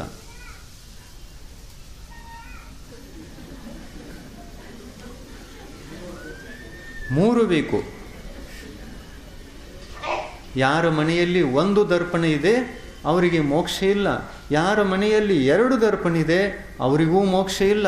ಯಾರ ಮನೆಯಲ್ಲಿ 3 ದರ್ಪಣ ಇದೆ ಅವರಿಗೆ ಮೋಕ್ಷ ಇದೆ. ಆ ಮನೆಯಲ್ಲಿ ಧರ್ಮ ಇದೆ, ಆ ಮನೆಯಲ್ಲಿ ತೀರ್ಥ ಇದೆ, ಆ ಮನೆಯಲ್ಲಿ ಶಾಂತಿ ಇದೆ, ಸುಖ ಇದೆ, ನಿಜವಾದ ಸಂಯಮ ಇದೆ.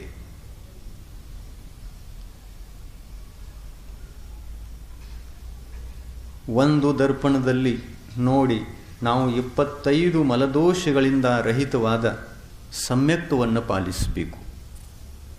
ಇನ್ನೊಂದು ದರ್ಪಣದಲ್ಲಿ ನಮ್ಮ ಮುಖವನ್ನು ನಾವು ಕಂಡು ನಮ್ಮ ಆತ್ಮನನ್ನು ಅದರಲ್ಲಿ ನೋಡಿ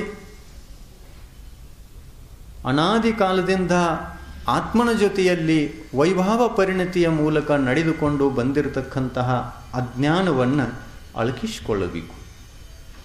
ಅಜ್ಞಾನವೂ ಕೂಡ ದೋಷ.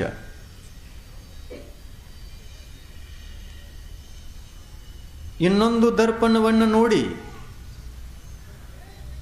ಆ ದರ್ಪಣದಲ್ಲಿ 12 ಪ್ರಕಾರದ ಅವಿರತಿ ದೋಷಗಳನ್ನು ಅಳಕಿಸಿಕೊಂಡು ವೃತ್ತಿಯಾಗಬೇಕು, ಸಂಯಮಿಯಾಗಬೇಕು, ಚಾರಿತ್ರವಂತನಾಗಬೇಕು.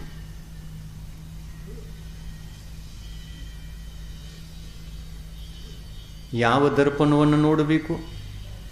ನಮ್ಮ ಬದುಕಿನಲ್ಲಿ ಚಾರಿತ್ರ ಬರಬೇಕು ಅಂತಂದರೆ ಯಾವ ದರ್ಪಣವನ್ನು ನೋಡಬೇಕು? ಮೊದಲನೆಯದೋ, ಎರಡನೆಯದೋ ಅಥವಾ ಮೂರನೆಯದೋ? ಮೂರನೆಯ ದರ್ಪಣದಲ್ಲಿ ನಾವು ಚಾರಿತ್ರವನ್ನು ಕಾಣಬೇಕು, ಚಾರಿತ್ರದ ದೋಷಗಳನ್ನು ಕಾಣಬೇಕು. ನನ್ನ ಬದುಕಿನಲ್ಲಿಯೂ ಕೂಡ 12 ಪ್ರಕಾರದಿಂದ ಅವಿರತ ಭಾವಗಳು, ಅವಿರತ ಕಾರ್ಯಗಳು, ಪಂಚಪಾಪಗಳು, ಇಂದ್ರಿಯ ವಿಷಯಗಳ ಕಾರಣದಿಂದ ಉತ್ಪನ್ನ ಆಗೋದು. 10 ಪ್ರಕಾರದ ಪರಿಗ್ರಹಗಳ ಕಾರಣದಿಂದ ಪಂಚಪಾಪಗಳು ಹುಟ್ಟೋದು ಬದುಕಿನಲ್ಲಿ. ಪರಿಗ್ರಹವೇ ಸಕಲ ದೋಷಗಳ, ಸಕಲ ಪಾಪಗಳ ಮೂಲ. ಪರಿಗ್ರಹವೇ ಮೂಲ. ಪರಿಗ್ರಹದಲ್ಲಿ ಪ್ರವೃತ್ತಿಯನ್ನು ಮಾಡುವಾಗ ಬಾಹ್ಯದಲ್ಲಿ 6 ಪ್ರಕಾರದಿಂದ ಹಿಂಸೆ ಆಯಿತು. ಪಂಚಸ್ಥಾವರ ಕಾಯಿಕ ಜೀವಿಗಳ ಹಿಂಸೆ ಮತ್ತು 1 ತ್ರಸಕಾಯಿಕ ಜೀವದ ಹಿಂಸೆ. ನಾನು 6 ಪ್ರಕಾರದಿಂದ ಪಾಪವಂತನಾದೆ, ಪಾಪಿಯಾದೆ. 5 ಪ್ರಕಾರದ ಸ್ಥಾವರ ಜೀವಗಳನ್ನು ಹಿಂಸೆ ಮಾಡಿ 5 ಪ್ರಕಾರದಿಂದ ಹಿಂಸಕ ಎನ್ನಿಸಿಕೊಂಡೆ. 1 ಪ್ರಕಾರದ ತ್ರಸ ಹಿಂಸೆಯನ್ನು ಮಾಡಿ ನಾನು ದ್ವೀಂದ್ರಿಯ, ತಿನೇಂದ್ರಿಯ, ಚತುರೇಂದ್ರಿಯ, ಪಂಚೇಂದ್ರಿಯ, ಸೌಜ್ಞಿ, ಅಸೌಜ್ಞಿ ಈ ಜೀವಿಗಳ ಪ್ರಾಣಕ್ಕೆ ನೋವನ್ನುಂಟು ಮಾಡಿ ನಾನು ಪಾಪಿಯಾದೆ. ನಾನು ನನ್ನ ಆತ್ಮನಲ್ಲಿ ದೋಷವನ್ನು ಹುಟ್ಟಿಸಿಕೊಂಡೆ. ನನ್ನ ಚೇತನ ಆತ್ಮ ಪರಮಾತ್ಮನಾಗಿದ್ದರೂ ಕೂಡ ಈ ಪರಮಾತ್ಮ ಅಜ್ಞಾನಾವಸ್ಥೆಯ ಕಾರಣದಿಂದ ಇಷ್ಟೆಲ್ಲ ಪಾಪಗಳನ್ನು ಹುಟ್ಟಿಸಿಕೊಂಡ, ಉತ್ಪತ್ತಿಸಿಕೊಂಡ. ಇಂಥ ಒಂದು ಪರಿಸ್ಥಿತಿಯಲ್ಲಿ ನನ್ನ ಆತ್ಮ, ಪಾಪದಲ್ಲಿ ಬಿದ್ದಿರತಕ್ಕಂತಹ ಆತ್ಮ ತನ್ನನ್ನು ತಾನು ತಿಳಿಯದೆ ತನ್ನ ಸಂಪತ್ತಿ ಸಂಯಮದ ಸಂಪತ್ತಿಯನ್ನು ಪ್ರಾಪ್ತ ಮಾಡಿಕೊಳ್ಳದೆ ಅಸಂಯಮದಲ್ಲಿ ಬಿದ್ದು ಹೊರಳಾಡಿದ. ಅಸಂಯಮ ಆತ್ಮನಲ್ಲಿರುವಂತಹ ದೋಷ, ಸಂಯಮ ಆತ್ಮನಲ್ಲಿರತಕ್ಕಂತಹ ನಿಜವಾದ ಸಂಪತ್ತಿ. ಪರ ಪರಿಗ್ರಹಗಳಿಗೆ ಮೋಹಿತನಾದಾಗ ಎಲ್ಲ ಪ್ರಕಾರದ ಪಾಪಗಳು ಆತ್ಮನಲ್ಲಿ ಹುಟ್ಟಲಿಕ್ಕೆ ಸಾಧ್ಯ. ಬಾಹ್ಯ ಪರಿಗ್ರಹ ಒಂದೇ ಕಾರಣ. ಈ ಬಾಹ್ಯ ಪರಿಗ್ರಹಗಳು ಬಾಹ್ಯ ಸಂಪತ್ತಿ ಎಂದು ತಿಳಿದುಕೊಂಡು ಇವುಗಳ ಪ್ರಾಪ್ತಿಗಾಗಿ ನಾನು ನನ್ನ ಬದುಕನ್ನೆಲ್ಲ ಸವಿಸಿಬಿಟ್ಟೆ, ಸೌದು ಹೋಯಿತು. ಗಾಡಿ ಟೈರು ಸೌದ ಹಾಗೆ ಸವೆದು ಹೋಯಿತು.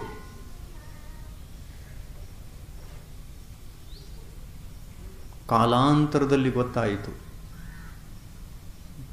ಗುರುವಿನ ಉಪದೇಶದ ಮುಖಾಂತರ ಗೊತ್ತಾಯಿತು. ಗುರುವಿನ ಉಪದೇಶವನ್ನು ಕೇಳಿದಾಗ ನನಗೆ ನನ್ನ ಅರಿವಾಯಿತು, ಸಮ್ಯಕ್ತ್ವದ ಉದಯವಾಯಿತು. ಜೊತೆಯಲ್ಲಿ ಸಮ್ಯಕ್ ಜ್ಞಾನವೂ ಕೂಡ ಆತ್ಮನಲ್ಲಿ ಹುಟ್ಟಿಕೊಂಡಿತು. ಸಮ್ಯಕ್ ಜ್ಞಾನ ಬಂದಾಗ, ಸಮ್ಯಕ್ ದರ್ಶನ ಉದಯಿಸಿದಾಗ ನನಗೆ ನಾನ್ಯಾರು ಅನ್ನತಕ್ಕಂತಹ ನಿರ್ಣಯವಾಯಿತು, ನಿಶ್ಚಯವಾಯಿತು. ಆವಾಗ ನಾನು ಪರ ಪದಾರ್ಥಗಳಿಂದ ಭಯಪಟ್ಟೆ. ಪರಿಗ್ರಹಗಳೇ ದುಃಖಕ್ಕೆ ಮೂಲ. ಈ ಪರಿಗ್ರಹವೇ ನನ್ನ ಆತ್ಮ ಸಂಪತ್ತಿಯನ್ನು ನಾಶ ಮಾಡಲಿಕ್ಕೆ ಕಾರಣ.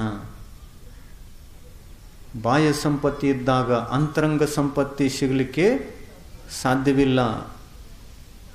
ಅಂತರಂಗ ಸಂಪತ್ತಿ ಸಿಕ್ಕಾಗ ಬಾಹ್ಯ ಸಂಪತ್ತಿಯ ಆಶ್ರಯದಿಂದ ಉಳಿಯಲಿಕ್ಕೆ ಸಾಧ್ಯ ಇಲ್ಲ. ಅಂತರಂಗದ ನಿಜವಾದ ಸಂಪತ್ತಿ ದೊರೆತಾಗ ಬಾಹ್ಯ ಸಂಪತ್ತಿ ಇರುವುದೇ ಇಲ್ಲ ನಮ್ಮ ಜೀವನದಲ್ಲಿ. ಬಾಹ್ಯದ ಎಲ್ಲ ಸಂಪತ್ತಿ ಸಿಕ್ಕಾಗ ಅಂತರಂಗದಲ್ಲಿ ನಮ್ಮ ಸಂಪತ್ತಿ ಸ್ವಲ್ಪವೂ ಕೂಡ ಇರುವುದಿಲ್ಲ. ಚಕ್ರವರ್ತಿಗಳಿಗೆ ಎಲ್ಲ ಸಿಕ್ಕಿತ್ತು, ಒಂದು ಸಿಕ್ಕಿರಲಿಲ್ಲ. ಚಕ್ರವರ್ತಿ ಅಂದರೆ ಷಟ್ಖಂಡಗಳ ಅಧಿಪತಿ, ಈ ಭೂಮಿಯ ಒಡೆಯ, ಈ ಭೂಮಿಯ ಮಾಲೀಕ, ಈ ಭೂ ಸಂಪತ್ತಿಯ ಅಧಿಪತಿ. ಈ ಭೂ ಸಂಪತ್ತಿಯ ಅಧಿಪತಿ ಎನ್ನಿಸಿಕೊಂಡಿರತಕ್ಕಂತಹ ಚಕ್ರವರ್ತಿಗೆ ಭೂಮಿಯ ಮೇಲೆ ಇರುವಂತಹ ಯಾವ ಸಂಪತ್ತಿ ಸಿಕ್ಕಿಲ್ಲ. ಎಲ್ಲ ಸಿಕ್ಕಿದೆ, ಆದರೆ ಒಂದು ಸಿಕ್ಕಿಲ್ಲ. ಏನು ಸಿಕ್ಕಿಲ್ಲ? ನಿಜ ಸಂಪತ್ತಿ ಸಿಕ್ಕಿಲ್ಲ. ಸಮ್ಯಕ್ ದರ್ಶನ ಸಿಕ್ಕಿದೆ. ಹುಟ್ಟುವಾಗಲೇ ಸಮ್ಯಕ್ತು ಸಹಿತ ಹುಟ್ಟಿಕೊಂಡಿದ್ದಾನೆ ಒಬ್ಬ ಚಕ್ರವರ್ತಿ. ಸಮ್ಯಕ್ ಜ್ಞಾನ ಸಿಕ್ಕಿದೆ, ಹುಟ್ಟುವಾಗಲೇ ಸಮ್ಯಕ್ ಜ್ಞಾನಿಯಾಗಿದ್ದಾನೆ. ಹುಟ್ಟುವಾಗ 2 ರತ್ನಗಳು ಸಿಕ್ಕಿವೆ. ಬಾಹ್ಯದಲ್ಲಿ ಎಲ್ಲ ಸಂಪತ್ತಿ ಸಿಕ್ಕಿದೆ. ಆದರೂ ಕೂಡ ಚಕ್ರವರ್ತಿಯ ಆತ್ಮ ತೀರ್ಥ ಅನ್ನಿಸಿಕೊಳ್ಳಿಕ್ಕೆ, ಸಂಯಮಿ ಅನ್ನಿಸಿಕೊಳ್ಳಿಕ್ಕೆ, ಮೋಕ್ಷ ಮಾರ್ಗಿ ಅನ್ನಿಸಿಕೊಳ್ಳಿಕ್ಕೆ ಒಂದು ಸಿಕ್ಕಿಲ್ಲ. ಅದೇನು? ಚಾರಿತ್ರ ಸಿಕ್ಕಿಲ್ಲ, ಸಂಯಮ ಸಿಕ್ಕಿಲ್ಲ. ಯಾಕೆ ಸಿಕ್ಕಿಲ್ಲ? ಎಲ್ಲಿ ತನಕ ಆ ಚಕ್ರವರ್ತಿ ಈ ಷಟ್ಖಂಡಗಳನ್ನು ನನ್ನ ಸಂಪತ್ತಿ, ಇದರ ಮಾಲೀಕ ನಾನು, ಇದರ ಅಧಿಕಾರಿ ನಾನು ಅಂತ ಎಲ್ಲಿ ತನಕ ಹೇಳ್ತಾನೆ, ಅಲ್ಲಿ ತನಕ ಅಂತರಂಗದ ಆ ಸಂಪತ್ತಿಯನ್ನು ಸ್ಪರ್ಶ ಮಾಡುವ ಅಧಿಕಾರವೂ ಕೂಡ ಇಲ್ಲ. ಇದು ನನ್ನದಲ್ಲ ಅಂತಂದಾಗ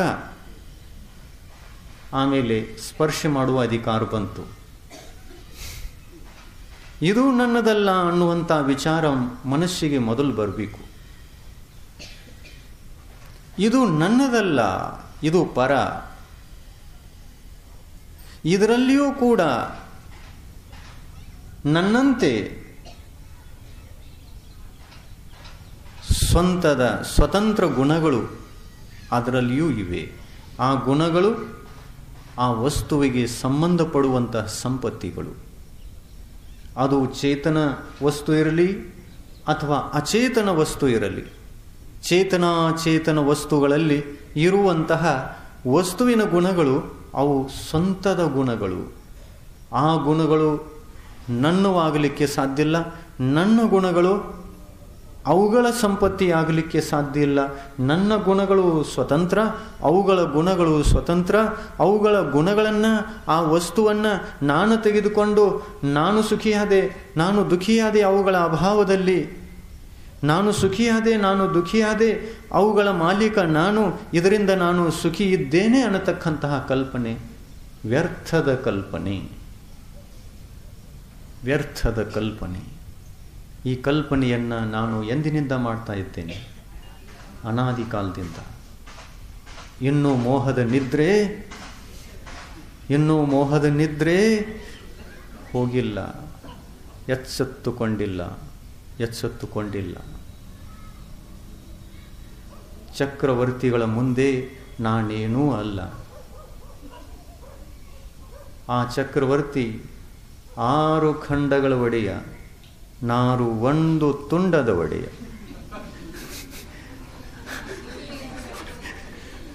ಆದರೂ ನನ್ನನ್ನೇ ನಾನು ಚಕ್ರವರ್ತಿ ಎಂದೇ ಭಾವಿಸಿಕೊಂಡಿದ್ದೇನೆ. ಚಕ್ರವರ್ತಿಯಕ್ಕಿಂತ ನಾನು ಮೇಲು. 1 ತುಂಡದಲ್ಲಿಯೂ ಕೂಡ ಚಕ್ರವರ್ತಿತ್ವದ ಅನುಭೂತಿ ಆಗ್ತಾ ಇರ್ತದೆ. ನಾನು ಶ್ರೀಮಂತ. ಸ್ವಲ್ಪನ್ನ ಪ್ರಾಪ್ತ ಮಾಡಿಕೊಂಡು, ಯಾವುದೇ ಒಂದು ಪುಣ್ಯ ಕರ್ಮದ ಉದಯದಲ್ಲಿ ಸ್ವಲ್ಪ ಸಂಪತ್ತಿ ಸಿಕ್ತು ಅಂತಂದರೆ ನಾನು ಚಕ್ರವರ್ತಿಯಾದೆ, ನಾನು ಸುಖಿಯಾದೆ, ನನಗಿಂತ ದೊಡ್ಡವರು ಯಾರೂ ಇಲ್ಲ, ಎಲ್ಲರೂ ನನ್ನನ್ನೇ ನೋಡಬೇಕು. ಬಜಾರಿನಲ್ಲಿ ನಡುವಾಗ ಮೇಲ್ಮುಖ ಮಾಡಿ, ಆಕಾಶದ ಕಡೆ ಮುಖ ಮಾಡಿ ನಡೀತಾನೆ. ಸಂಪತ್ತಿಯ ಕಾರಣದಿಂದ. ಬಾಹ್ಯ ಸಂಪತ್ತಿ, ತನ್ನ ಸಂಪತ್ತಿಯೂ ಅಲ್ಲ, ಬಾಹ್ಯ ಸಂಪತ್ತಿ, ಪರವಸ್ತು ಬಂದಾಗ ಆಕಾಶಕ್ಕೆ ಮುಖ ಮಾಡಿ ದಾರಿಯನ್ನು ನಡೆಯುವುದು. ಓಹೋ, ಎಂಥ ದೊಡ್ಡ ಅಜ್ಞಾನ, ಎಂಥ ದೊಡ್ಡ ಭ್ರಮೆ.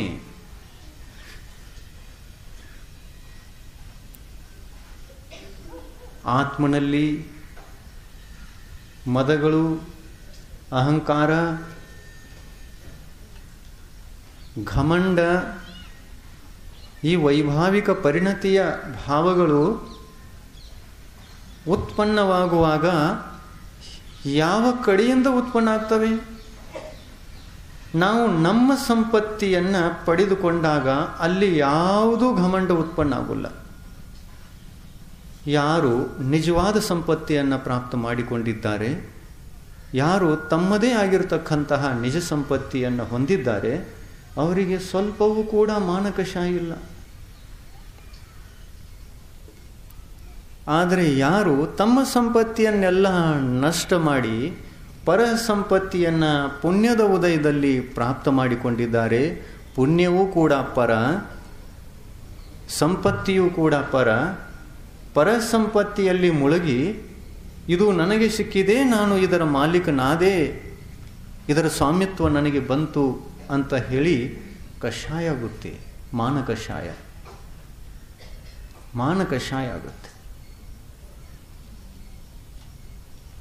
ಏನೂ ಸಿಕ್ಕಿಲ್ಲ, ಆದರೂ ಮಾನಕಷಾಯ ಆಗ್ತಾ ಇದೆ. ಚಕ್ರವರ್ತಿಗಳು ಈ ಪರಸಂಪತ್ತಿಯನ್ನು ಕಂಡು ಏನು ವಿಚಾರ ಮಾಡಿರಬಹುದು?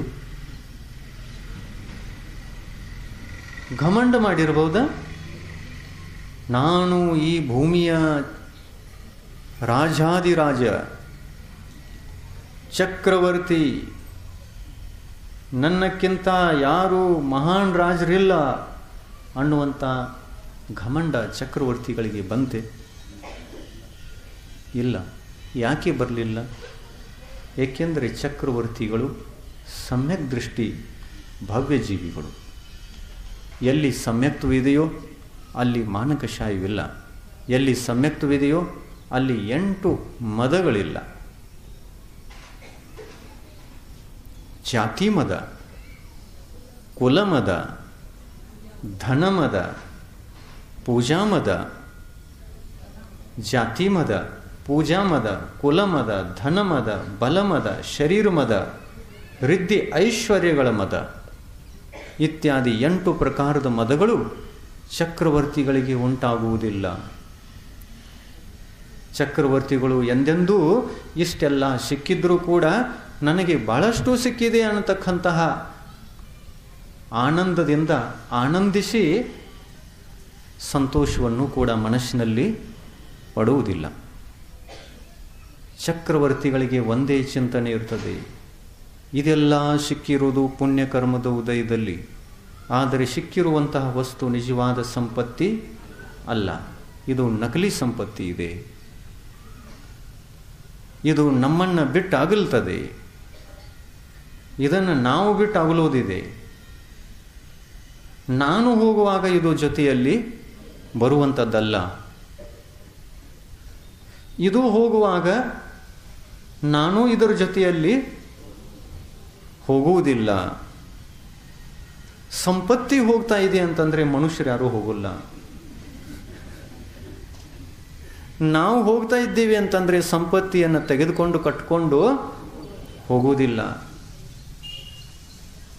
ಒಂದು ವೇಳೆ ಈ ಜಗತ್ತಿನ ಸಂಪತ್ತಿಯನ್ನು ಕಟ್ಟಿಕೊಂಡು ಮತ್ತೊಂದು ಗತಿಯಲ್ಲಿ ಜನ್ಮ ತಾಳುವಂತಹ ಪರಿಸ್ಥಿತಿ ಜಗತ್ತಿನಲ್ಲಿ ಇರ್ತಿತ್ತು ಅಂತಂದರೆ ಏನಾಗ್ತಿತ್ತು ಗೊತ್ತಾ? ಎಲ್ಲ ಗೊಳೆ ಮಾಡ್ಕೊಂಡು ಸ್ವರ್ಗಕ್ಕೆ ಹೋಗ್ತಿದ್ರು. ಆಮೇಲೆ ಅಲ್ಲಿಂದ ಇಳಿಸ್ತಾರ ಅವ್ರು ಯಾರು? ಆಮೇಲೆ ಇಲ್ಲಿ ಯಾವುದೂ ಉಳಿತಿರ್ಲಿಲ್ಲ, ಎಲ್ಲರೂ ಗರೀಬರಾಗ್ತಿದ್ರು. ಪಾಪ ಇವರಿಗೆ ಉಣ್ಲಿಕ್ಕೆ ತಿನ್ನಲಿಕ್ಕೆ ಏನೂ ಇರ್ತಿರ್ಲಿಲ್ಲ. ಎಲ್ಲ ಇದ್ದದ್ದು ಸ್ವರ್ಗದಲ್ಲಿ. ಯಾಕೆ? ಎಲ್ಲರೂ ಸ್ವರ್ಗಕ್ಕೆ ಹೋದ್ರು, ಹೋಗುವಾಗ ತಗೊಂಡು ಹೋದ್ರು, ಸ್ವಲ್ಪ ಸ್ವಲ್ಪ ಕಟ್ಕೊಂಡು ಹೋದರು, ಬುತ್ತಿ ಕಟ್ಕೊಂಡು ಹೋದರು. ಹಾಗೇನಾದರೂ ಆಗಲಿಕ್ಕೆ ಸಾಧ್ಯ ಇಲ್ಲ. ಇದೊಂದು ನಿಸರ್ಗದ ನಿಯಮ, ನಿಸರ್ಗದ ಕೃಪೆ. ನಾವು ಈ ವಸ್ತುವನ್ನು ಜೊತೆಯಲ್ಲಿ ತಗೊಂಡು ಹೋಗಲಿಕ್ಕೆ ಆಗುಲ್ಲ ಅಂತಕ್ಕಂಥದ್ದು ಇದೊಂದು ನಿಸರ್ಗದ ನಿಯಮ ಇದೆ. ಈ ನಿಯಮದ ಉಲ್ಲಂಘನೆಯನ್ನು ನಾವು ಮಾಡಲಿಕ್ಕೆ ಸಾಧ್ಯ ಇಲ್ಲ. ಸ್ವರ್ಗದಲ್ಲಿ ಹೋದಾಗ ಅಲ್ಲಿಯ ಸಂಪತ್ತಿ ನಮಗೆ ಸಿಕ್ಕಿತು, ಅಲ್ಲಿಂದ ಇಲ್ಲಿ ಬರುವಾಗ ಇಲ್ಲಿಯ ಸಂಪತ್ತಿ ಸಿಕ್ಕಿತು. ಯಾಕೆ ಸಿಕ್ಕಿತು? ಸ್ವಲ್ಪ ಧರ್ಮವನ್ನು ಮಾಡುವ ಕಾರಣದಿಂದ, ಸ್ವಲ್ಪ ಕಷಾಯಗಳನ್ನು ಮಂದಗೊಳಿಸಿ ಶಾಂತಿಯಿಂದ ಬದುಕನ್ನು ಜೀವಿಸುವ ಕಾರಣದಿಂದ ಯಾವ ಪುಣ್ಯ ಕಟ್ಟಿತ್ತೋ ಆ ಪುಣ್ಯದ ಉದಯದಲ್ಲಿ ನಾವು ಈ ಸಂಪತ್ತಿಯನ್ನು ಪ್ರಾಪ್ತ ಮಾಡಿಕೊಂಡಿದ್ದೇವೆ. ಇದು ಸಿಕ್ಕಿದೆ.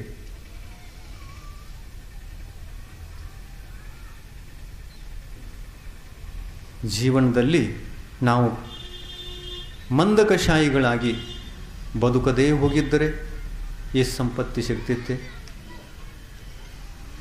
ನಿಗೋದಿ ಜೀವಿಯಾಗಿ, ಏಕೇಂದ್ರಿಯ ಜೀವಿಯಾಗಿ ನಿಗೋದದಲ್ಲಿ ಜನ್ಮ ತಾಳಿದ್ದರೂ ಅಲ್ಲಿ ಮಂದ ಕಷಾಯ ಆಗದೇ ಹೊರತು ಯಾವುದೇ ಪ್ರಕಾರದ ಪುಣ್ಯ ಬಂದ ಆ ಜೀವಿಗೆ ಆಗುವುದೇ ಇಲ್ಲ. ಏಕೇಂದ್ರಿಯ ಜೀವಿಗೆ ಆದರೂ ತೀವ್ರ ಕಷಾಯದ ಉದಯದಲ್ಲಿ ಪಾಪದ ಬಂಧ, ಮಂದ ಕಷಾಯದ ಉದಯದಲ್ಲಿ ಪುಣ್ಯದ ಬಂಧವಾಗುತ್ತೆ. ಆತ ಮನುಷ್ಯನಿರಲಿ, ಆತ ದೇವತೆಯಾಗಿರಲಿ, ಆತ ನಾರಕಿ ಜೀವಿಯಾಗಿರಲಿ, ಆತ ಪಶು ಆಗಿರಲಿ, ಯಾವುದೇ ಪರ್ಯಾಯದಲ್ಲಿ ಜನ್ಮ ತಾಳಿದ್ರೂ ಕೂಡ ನಮ್ಮ ಆತ್ಮನಲ್ಲಿ ಕಷಾಯಗಳ ಮಂದತೆಯಿಂದ ಪುಣ್ಯ ಬಂದ, ಕಷಾಯಗಳ ತೀವ್ರತೆಯಿಂದ ಪಾಪ ಬಂದ. ಇದು ನಿಸರ್ಗದ ನಿಯಮ.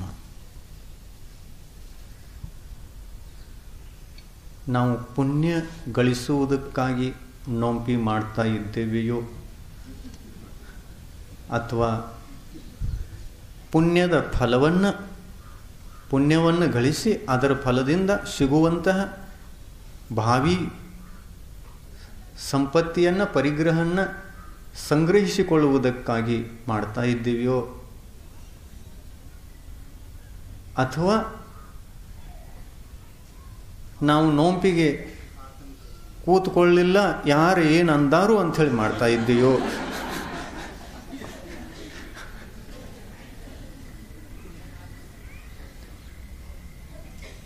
ಅಥವಾ ಈ ಪಂಡಾಲ ಖಾಲಿ ಉಳಿಯೋದು ಬೇಡ, ತುಂಬಿದ್ದಿರಬೇಕು, ಚಂದ ಕಾಣಬೇಕು ಅಂತ ಮಾಡ್ತಾ ಇದ್ದೀವಿಯೋ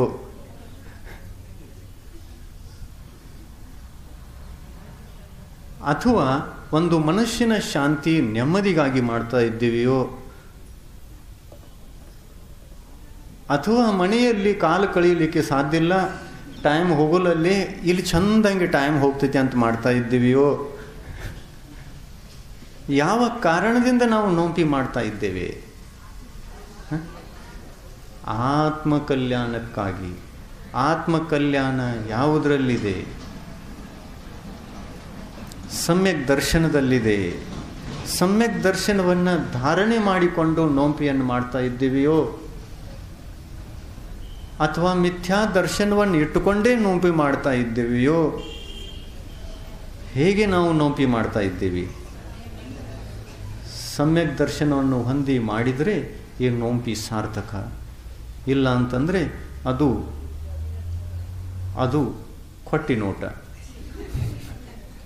ನೋಟದ ಮೇಲೆ ಇದು ಎಷ್ಟರ ನೋಟ ಅನ್ನುವಂತನ್ನ ಬರೆದಿರ್ತಾರೆ. 100 ರೂಪಾಯಿಯ ನೋಟ. 100 ರೂಪಾಯಿ ಏನೋ ಬರೆದಿದ್ದಾರೆ, ಆದರೆ 100 ಅಂತ ಓದಲಿಕ್ಕೆ ಆಗ್ತಾ ಇಲ್ಲ. 2 0 ಬರೆದಿದ್ದಾರೆ, ಈಚೆ ಕಡೆ ಏನೂ ಕೊಟ್ಟಿಲ್ಲ.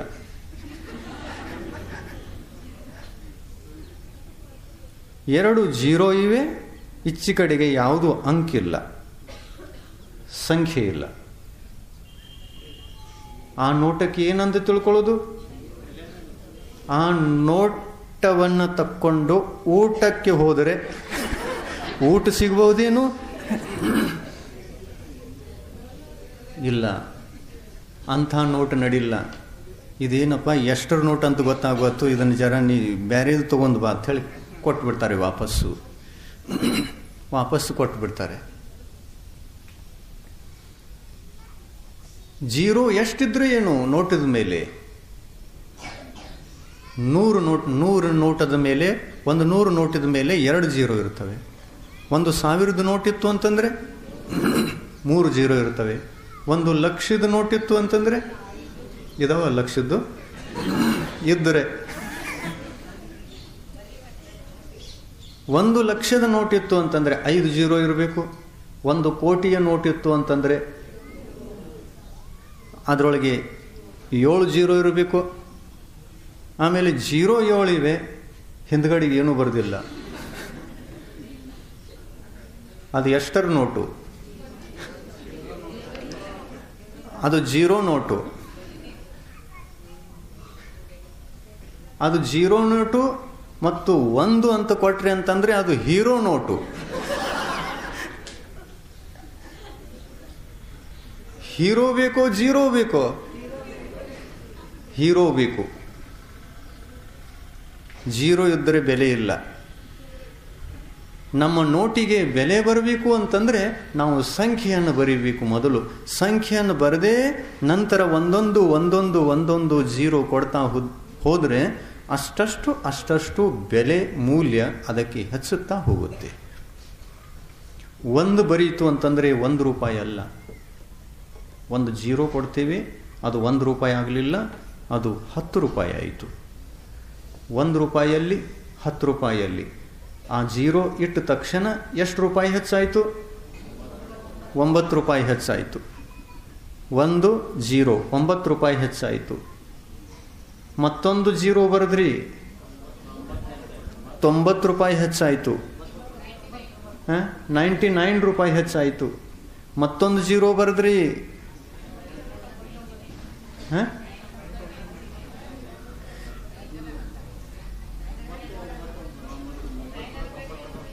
999 ರೂಪಾಯಿ ಹೆಚ್ಚಾಯಿತು. ಒಂದು 0ದಲ್ಲಿ ಎಷ್ಟು ಶಕ್ತಿ ಇದೆ? ಬಹಳ ಶಕ್ತಿ ಇದೆ. ಆದರೆ ಆ 0ದಲ್ಲಿ ಶಕ್ತಿ ಬರಬೇಕು ಅಂತಂದರೆ ಮೊದಲಲ್ಲಿ ಏನು ಇಡಬೇಕು? ಒಂದು ಸಂಖ್ಯೆಯನ್ನು ಇಡಬೇಕು. ಯಾವುದಾದ್ರೂ ಒಂದು ಸಂಖ್ಯೆಯನ್ನು ಇಡಬೇಕು. 1 ಇಟ್ಟರೆ ಸರಿ, 2 ಇಟ್ಟರೆ ಸರಿ, 8 ಇಟ್ಟರೆ ಸರಿ, 9 ಇಟ್ಟರೂ ಸರಿ, ಒಂದು ಸಂಖ್ಯೆ ಇರಬೇಕು. ಯಾವುದಾದ್ರೂ ಒಂದು ಸಂಖ್ಯೆ ಇರಬೇಕು. ಆ ಸಂಖ್ಯೆಗೆ ಬೆಲೆ ಇದೆ. ಆ ಸಂಖ್ಯೆ ಎಲ್ಲಕ್ಕೂ ಬೆಲೆಯನ್ನು ತರಿಸುತ್ತೆ. ಆ 0 ಸಂಖ್ಯೆಗೆ ಬೆಲೆಯನ್ನು ತರಿಸುತ್ತೆ. ಆ ಸಂಖ್ಯೆ ಜೀರೋಗೆ ಬೆಲೆ ತರಿಸ್ತದೆ.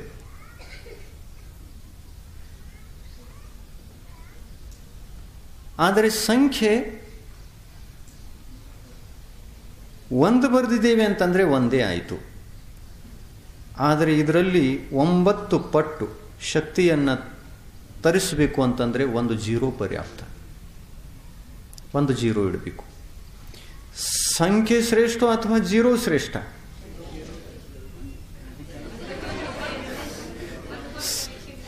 ಸಂಖ್ಯೆ ಶ್ರೇಷ್ಠ ಇದೆಯೋ ಅಥವಾ ಜೀರೋ ಶ್ರೇಷ್ಠ ಇದೆ? ಸಂಖ್ಯೆ ಶ್ರೇಷ್ಠ ಇದೆ. ಸಂಖ್ಯೆ ಶ್ರೇಷ್ಠ ಇದೆ. ಮೊದಲಲ್ಲಿ ಸಂಖ್ಯೆ ಶ್ರೇಷ್ಠ. ಸಂಖ್ಯೆ ಇದ್ದ ನಂತರ ಆ ಸಂಖ್ಯೆಯನ್ನು ಕೂಡ ಇನ್ನಷ್ಟು ಉತ್ಕರ್ಷಣಕ್ಕೆ ತೆಗೆದುಕೊಂಡು ಹೋಗ್ತಕ್ಕಂಥದ್ದು ಜೀರೋ. ಸಂಖ್ಯೆಗೆ ಬೆಲೆ ಬರಬೇಕು ಅಂತಂದರೆ ಜೀರೋದಿಂದ ಬರ್ತದೆ, ಜೀರೋಗೆ ಬೆಲೆ ಬರಬೇಕು ಅಂತಂದರೆ ಸಂಖ್ಯೆಯಿಂದ ಬರ್ತದೆ. ಆದರೆ ಸಂಖ್ಯೆಗೆ ಹೆಚ್ಚು ಬೆಲೆ ಬರಬೇಕು ಅಂತಂದರೆ ಜೀರೋ ಬೇಕು. ಸಮ್ಯಕ್ ದರ್ಶನಕ್ಕೆ ಹೆಚ್ಚು ಬೆಲೆ ಬರಬೇಕು ಅಂತಂದರೆ ಸಮ್ಯಕ್ ಜ್ಞಾನದ ಜೀರೋ ಬೇಕು. ಆಮೇಲೆ ಸಮ್ಯಕ್ ದರ್ಶನ, ಸಮ್ಯಕ್ ಜ್ಞಾನ, ಈ ಎರಡಕ್ಕೂ ಇನ್ನೂ ಜಾಸ್ತಿ ಬೆಲೆ ಬರಬೇಕು ಅಂತಂದರೆ ಚಾರಿತ್ರದ ಜೀರೋ ಬೇಕು. ಇದು 100 ರೂಪಾಯಿಯ ನೋಟ್ ಆಯಿತು. ಯಾವ ಥರ ಮಾಡೋರು? ಸಮ್ಯಕ್ ದರ್ಶನ ಹಿಡ್ಕೊಂಡು ನೋಂಪಿ ಮಾಡೋರು, ಏನು ಸಮ್ಯಕ್ ದರ್ಶನವನ್ನು ಬಿಟ್ಟು ನೋಂಪಿ ಮಾಡೋರು? ನೋಂಪಿ ಅಂತಂದರೆ ಜೀರೋ, ಸಮ್ಯಕ್ ದರ್ಶನ ಅಂತಂದರೆ 1. ಸಂಯಮ ಅಂತಂದರೆ ಜೀರೋ, 1 ಅಂತಂದರೆ ಒಂದು ಸಂಖ್ಯೆ.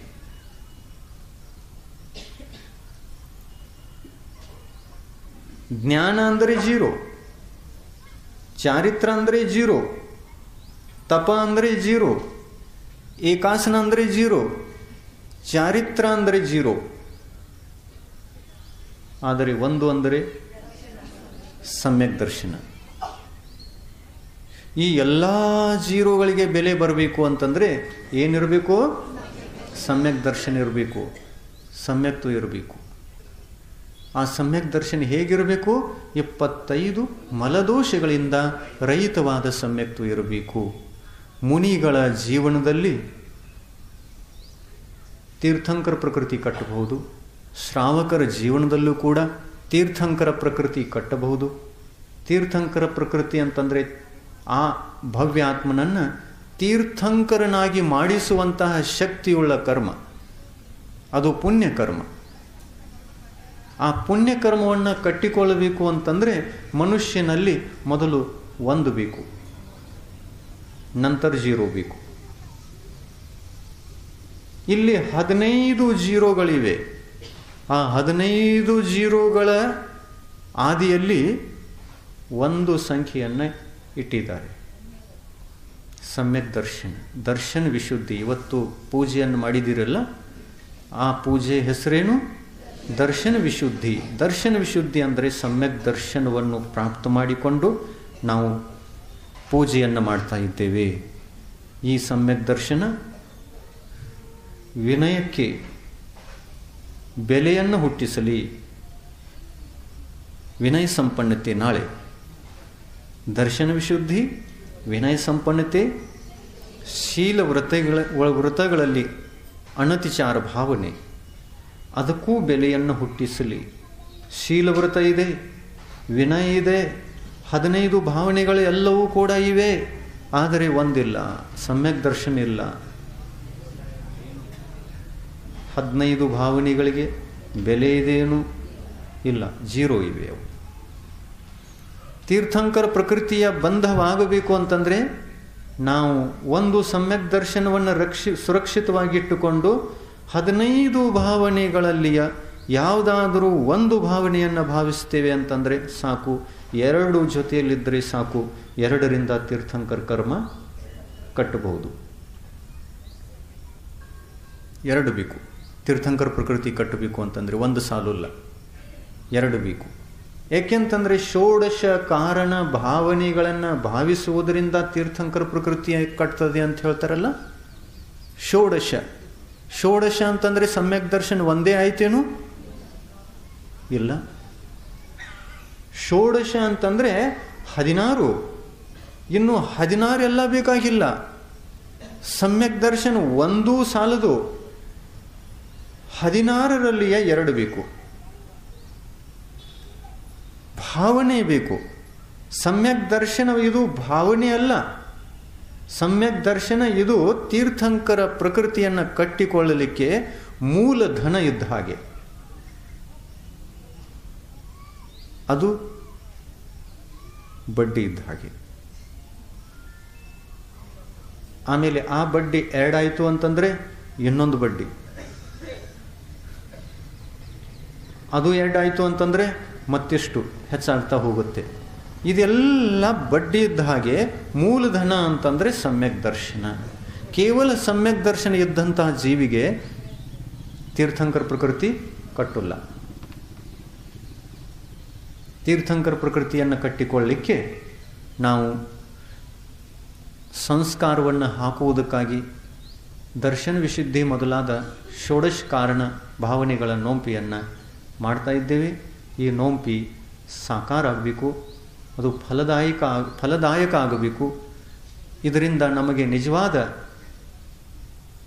ಗುರಿಯನ್ನು ತಲುಪಲಿಕ್ಕೆ ಅದು ನಿಮಿತ್ತ ಆಗಬೇಕು ಅಂತಂದರೆ ಒಂದು ಸಮ್ಯಕ್ ದರ್ಶನವನ್ನು 25 ದೋಷಗಳಿಂದ ರಹಿತವಾಗಿ ಪಾಲನೆ ಮಾಡಿಕೊಳ್ಳಿ. ಈ 25 ದೋಷಗಳ ರಹಿತವಾದ ಸಮ್ಯಕ್ ದರ್ಶನ ಜೊತೆಯಲ್ಲಿ 15 ಭಾವನೆಗಳಲ್ಲಿಯ ಯಾವುದೇ ಒಂದು ಭಾವನೆಯನ್ನು ನಿಮಗೆ ಯಾವುದು ಇಂಟ್ರೆಸ್ಟೆಡ್ ಇದೆ ಅದು ಒಂದನ್ನು ಇಟ್ಟುಕೊಳ್ಳಿ, ಸುರಕ್ಷಿತ ಇಟ್ಟುಕೊಳ್ಳಿ. ತೀರ್ಥಂಕರ ಪ್ರಕೃತಿಯ ಕರ್ಮ ಕಟ್ಟಲಿಕ್ಕೆ ಸಾಧ್ಯತೆ ಇದೆ. ಶ್ರೇಣಿಕ ರಾಜ ತನ್ನ ಜೀವನದಲ್ಲಿ ಮೊದಲು ಸಮ್ಯಕ್ ದರ್ಶನವನ್ನು ಪ್ರಾಪ್ತ ಮಾಡಿಕೊಂಡ. ಭಗವಾನ್ ಮಹಾವೀರರ ಸಮೋಶರಣದಲ್ಲಿ ಹೋಗಿ ಕೇವಲಿಗಳ ಪಾದಮೂಲದಲ್ಲಿ, ಶ್ರುತ ಕೇವಲಿಗಳ ಪಾದಮೂಲದಲ್ಲಿ ಕಟ್ಟುವಂಥ ಈ ಸಮ್ಯಕ್ ದರ್ಶನ 4 ಪ್ರಕಾರದ ಸಮ್ಯಕ್ತ್ವದ ಜೊತೆಯಲ್ಲಿ ತೀರ್ಥಂಕರ ಪ್ರಕೃತಿ ಕಟ್ಟಲಿಕ್ಕೆ ಸಾಧ್ಯತೆ ಇದೆ. ಉಪಶಮ ಸಮ್ಯಕ್ ದರ್ಶನ 2 ಪ್ರಕಾರದ್ದು, ಪ್ರಥಮೋಪಶಮ, ದ್ವಿತೀಯೋಪಶಮ, ಕ್ಷಾಯೋಪಶಮ ಮತ್ತು ಕ್ಷಾಯಿಕ. ಈ 4 ಸಮ್ಯಕ್ತ್ವದ ಜೊತೆಯಲ್ಲಿ ಒಂದು ಭಾವನೆಯನ್ನು ನಾವು ಸುರಕ್ಷಿತವಾಗಿ ಇಟ್ಟುಕೊಂಡಿದ್ದೇವೆ ಅಂತಂದರೆ ಸಮ್ಯಕ್ ದರ್ಶನ ಈ ತೀರ್ಥಂಕರ ಪ್ರಕೃತಿ ಕಟ್ಟಬಹುದು. ಅಂಥ ತೀರ್ಥಂಕರ ಪ್ರಕೃತಿಯನ್ನು ಕಟ್ಟಿಕೊಳ್ಳಲಿಕ್ಕೆ ನಿಮಗೆ ಯಾವುದು ಇಂಟ್ರೆಸ್ಟ್ ಇದೆ. ಕೆಲವೊಬ್ಬರಿಗೆ ಉಪದೇಶ ಕೇಳುವುದರಲ್ಲಿ ಇಂಟ್ರೆಸ್ಟ್ ಇರ್ತದೆ, ಇನ್ನು ಕೆಲವೊಬ್ಬರಲ್ಲಿ ದೇವಶಾಸ್ತ್ರ ಗುರುಗಳ ವಿನಯವನ್ನು, ಧರ್ಮದ ವಿನಯವನ್ನು, ಧರ್ಮಾತ್ಮರ ವಿನಯವನ್ನು ಮಾಡುವಂತಹ ಸ್ವಾಭಾವಿಕ ನೈಸರ್ಗಿಕ ಕೆಲವೊಂದು ಗುಣಗಳು ಮನುಷ್ಯನಲ್ಲಿರೋದು ಸ್ವಾಭಾವಿಕ. ಅಂಥ ಗುಣಗಳಲ್ಲಿ ಉತ್ಕರ್ಷವನ್ನು ತಾಳಿದಾಗ, ಜೊತೆಯಲ್ಲಿ ಸಮ್ಯಕ್ ದರ್ಶನ ಇದ್ದಾಗ, ಅಥವಾ ಸಂಯಮದಲ್ಲಿ ಶೀಲ ವೃತಗಳಲ್ಲಿ ಉತ್ಕರ್ಷಣೆಯನ್ನು ತಾಳಿದಾಗ, ಅದರಿಂದ ಪರಿಣಾಮಗಳ ಅಭಿವೃದ್ಧಿ ವಿಶುದ್ಧಿಯ ಉನ್ನತಿಯಾದಾಗ ತೀರ್ಥಂಕರ ಪ್ರಕೃತಿ ಕಟ್ಟಲಿಕ್ಕೆ ಸಾಧ್ಯತೆ ಇದೆ. ರಾಜ ಶ್ರೇಣಿಕ ಮಹಾವೀರ ಭಗವಂತರ ಸಮೋಶರಣದಲ್ಲಿ ಹೋಗಿ ಕ್ಷಾಯಿಕ ಸಮ್ಯಕ್ತ್ವದೊಂದಿಗೆ ಒಂದು ಕ್ಷಾಯಿಕ ಸಮ್ಯಕ್ತ್ವವನ್ನು ಸುರಕ್ಷಿತ ಇಟ್ಟುಕೊಂಡು ನಂತರ ನಿತ್ಯ ಉಪದೇಶ ಕೇಳಿದ. ಹೇಳಿದ್ದಾರೆ ಶಾಸ್ತ್ರದಲ್ಲಿ, ರಾಜ ಶ್ರೇಣಿಕ 60,000 ಪ್ರಶ್ನೆಗಳನ್ನು ಮಾಡಿದ್ದನಂತೆ ಮಹಾವೀರ ಭಗವಂತರಿಗೆ. 60,000 ಪ್ರಶ್ನೆಗಳನ್ನು ಕೇಳಿ ಧರ್ಮದ ಮಹಿಮೆಯನ್ನು ಅರ್ಥ ಮಾಡಿಕೊಂಡಿದ್ದ. ಈ ಧರ್ಮದ ಮಹಿಮೆ ಗೊತ್ತಾದ ನಂತರ ಮತ್ತು ಪರಿಣಾಮಗಳ ವಿಶುದ್ಧಿ ಉನ್ನತಿಗೆ ಹೋದ ನಂತರ ರಾಜ ಶ್ರೇಣಿಕನಿಗೆ ತೀರ್ಥಂಕರ ಪ್ರಕೃತಿ ಕಟ್ಟಿತು. ಭಾವಿ ಕಾಲದಲ್ಲಿ ಪ್ರಥಮ ತೀರ್ಥಂಕರನಾಗಿ ಜನ್ಮ ತಾಳುವನಿದ್ದಾನೆ. ಇದೇ ರೀತಿ ಕೃಷ್ಣನೂ ಕೂಡ ತೀರ್ಥಂಕರ ಪ್ರಕೃತಿಯನ್ನು ಕಟ್ಟಿಕೊಂಡಿದ್ದಾನೆ. ಅವನು ದಾನ ಕೊಟ್ಟು ಸುಪಾತ್ರರಿಗೆ ಔಷಧಿ ದಾನವನ್ನು ಮಾಡಿ ತೀರ್ಥಂಕರ ಪ್ರಕೃತಿಯನ್ನು ಕಟ್ಟಿಕೊಂಡಿದ್ದಾನೆ. ದಾನ ಅವನ ಮೇಜರ್ ವಿಷಯ ದಾನ. ಸಮ್ಯಕ್ತ್ವ ಮೊದಲು, ಮೇಜರ್ ವಿಷಯ ಏನಾಯಿತು? ದಾನ. ರಾಜ ಶ್ರೇಣಿಕನಿಗೆ ಪ್ರವಚನ ವಾತ್ಸಲ್ಯ ಭಾವನೆ, ಪ್ರವಚನವನ್ನು ಕೇಳಲಿಕ್ಕೆ ಎಷ್ಟೊಂದು ಅನುರಾಗ. ಒಂದೂ ದಿನ ಕೂಡ ಪ್ರವಚನ ಕೇಳೋದು ತಪ್ಪಲಿಲ್ಲ ರಾಜ ಶ್ರೇಣಿಕ. ನೀವು ಹೇಗೆ ತಪ್ತಾ ಇಲ್ಲಲ್ಲ ಹಾಗೆ ಒಂದೂ ದಿವಸ 16 ಪ್ರವಚನಗಳನ್ನು ಕೇಳಲಿಕ್ಕೆ ನೀವು ತಪ್ಪಲಿಲ್ಲ ಅಂತಂದರೆ ನಿಶ್ಚಿತ ನಿಮಗೆ ತೀರ್ಥಂಕರ ಪ್ರಕೃತಿ ಕಟ್ಟಿಕೊಳ್ತಕ್ಕಂಥ ಸಂಸ್ಕಾರ ಈ ಭವದಲ್ಲಿ ಬರ್ತದೆ. ಬಂದು ನೀವು ಕೂಡ ತೀರ್ಥಂಕರಾಗ್ರಿ, ಪರಮಾತ್ಮನಾಗಿ ಆತ್ಮಿಕ ಅನಂತ ಸುಖವನ್ನು ಪಡೆದು ಸಿದ್ಧ ಪರಮಿಷ್ಠಿಗಳಾಗಿರಿ ಅಂತ ಹೇಳಿ ಇವತ್ತಿನ ಪ್ರವಚನವನ್ನು ಮುಗಿಸಿ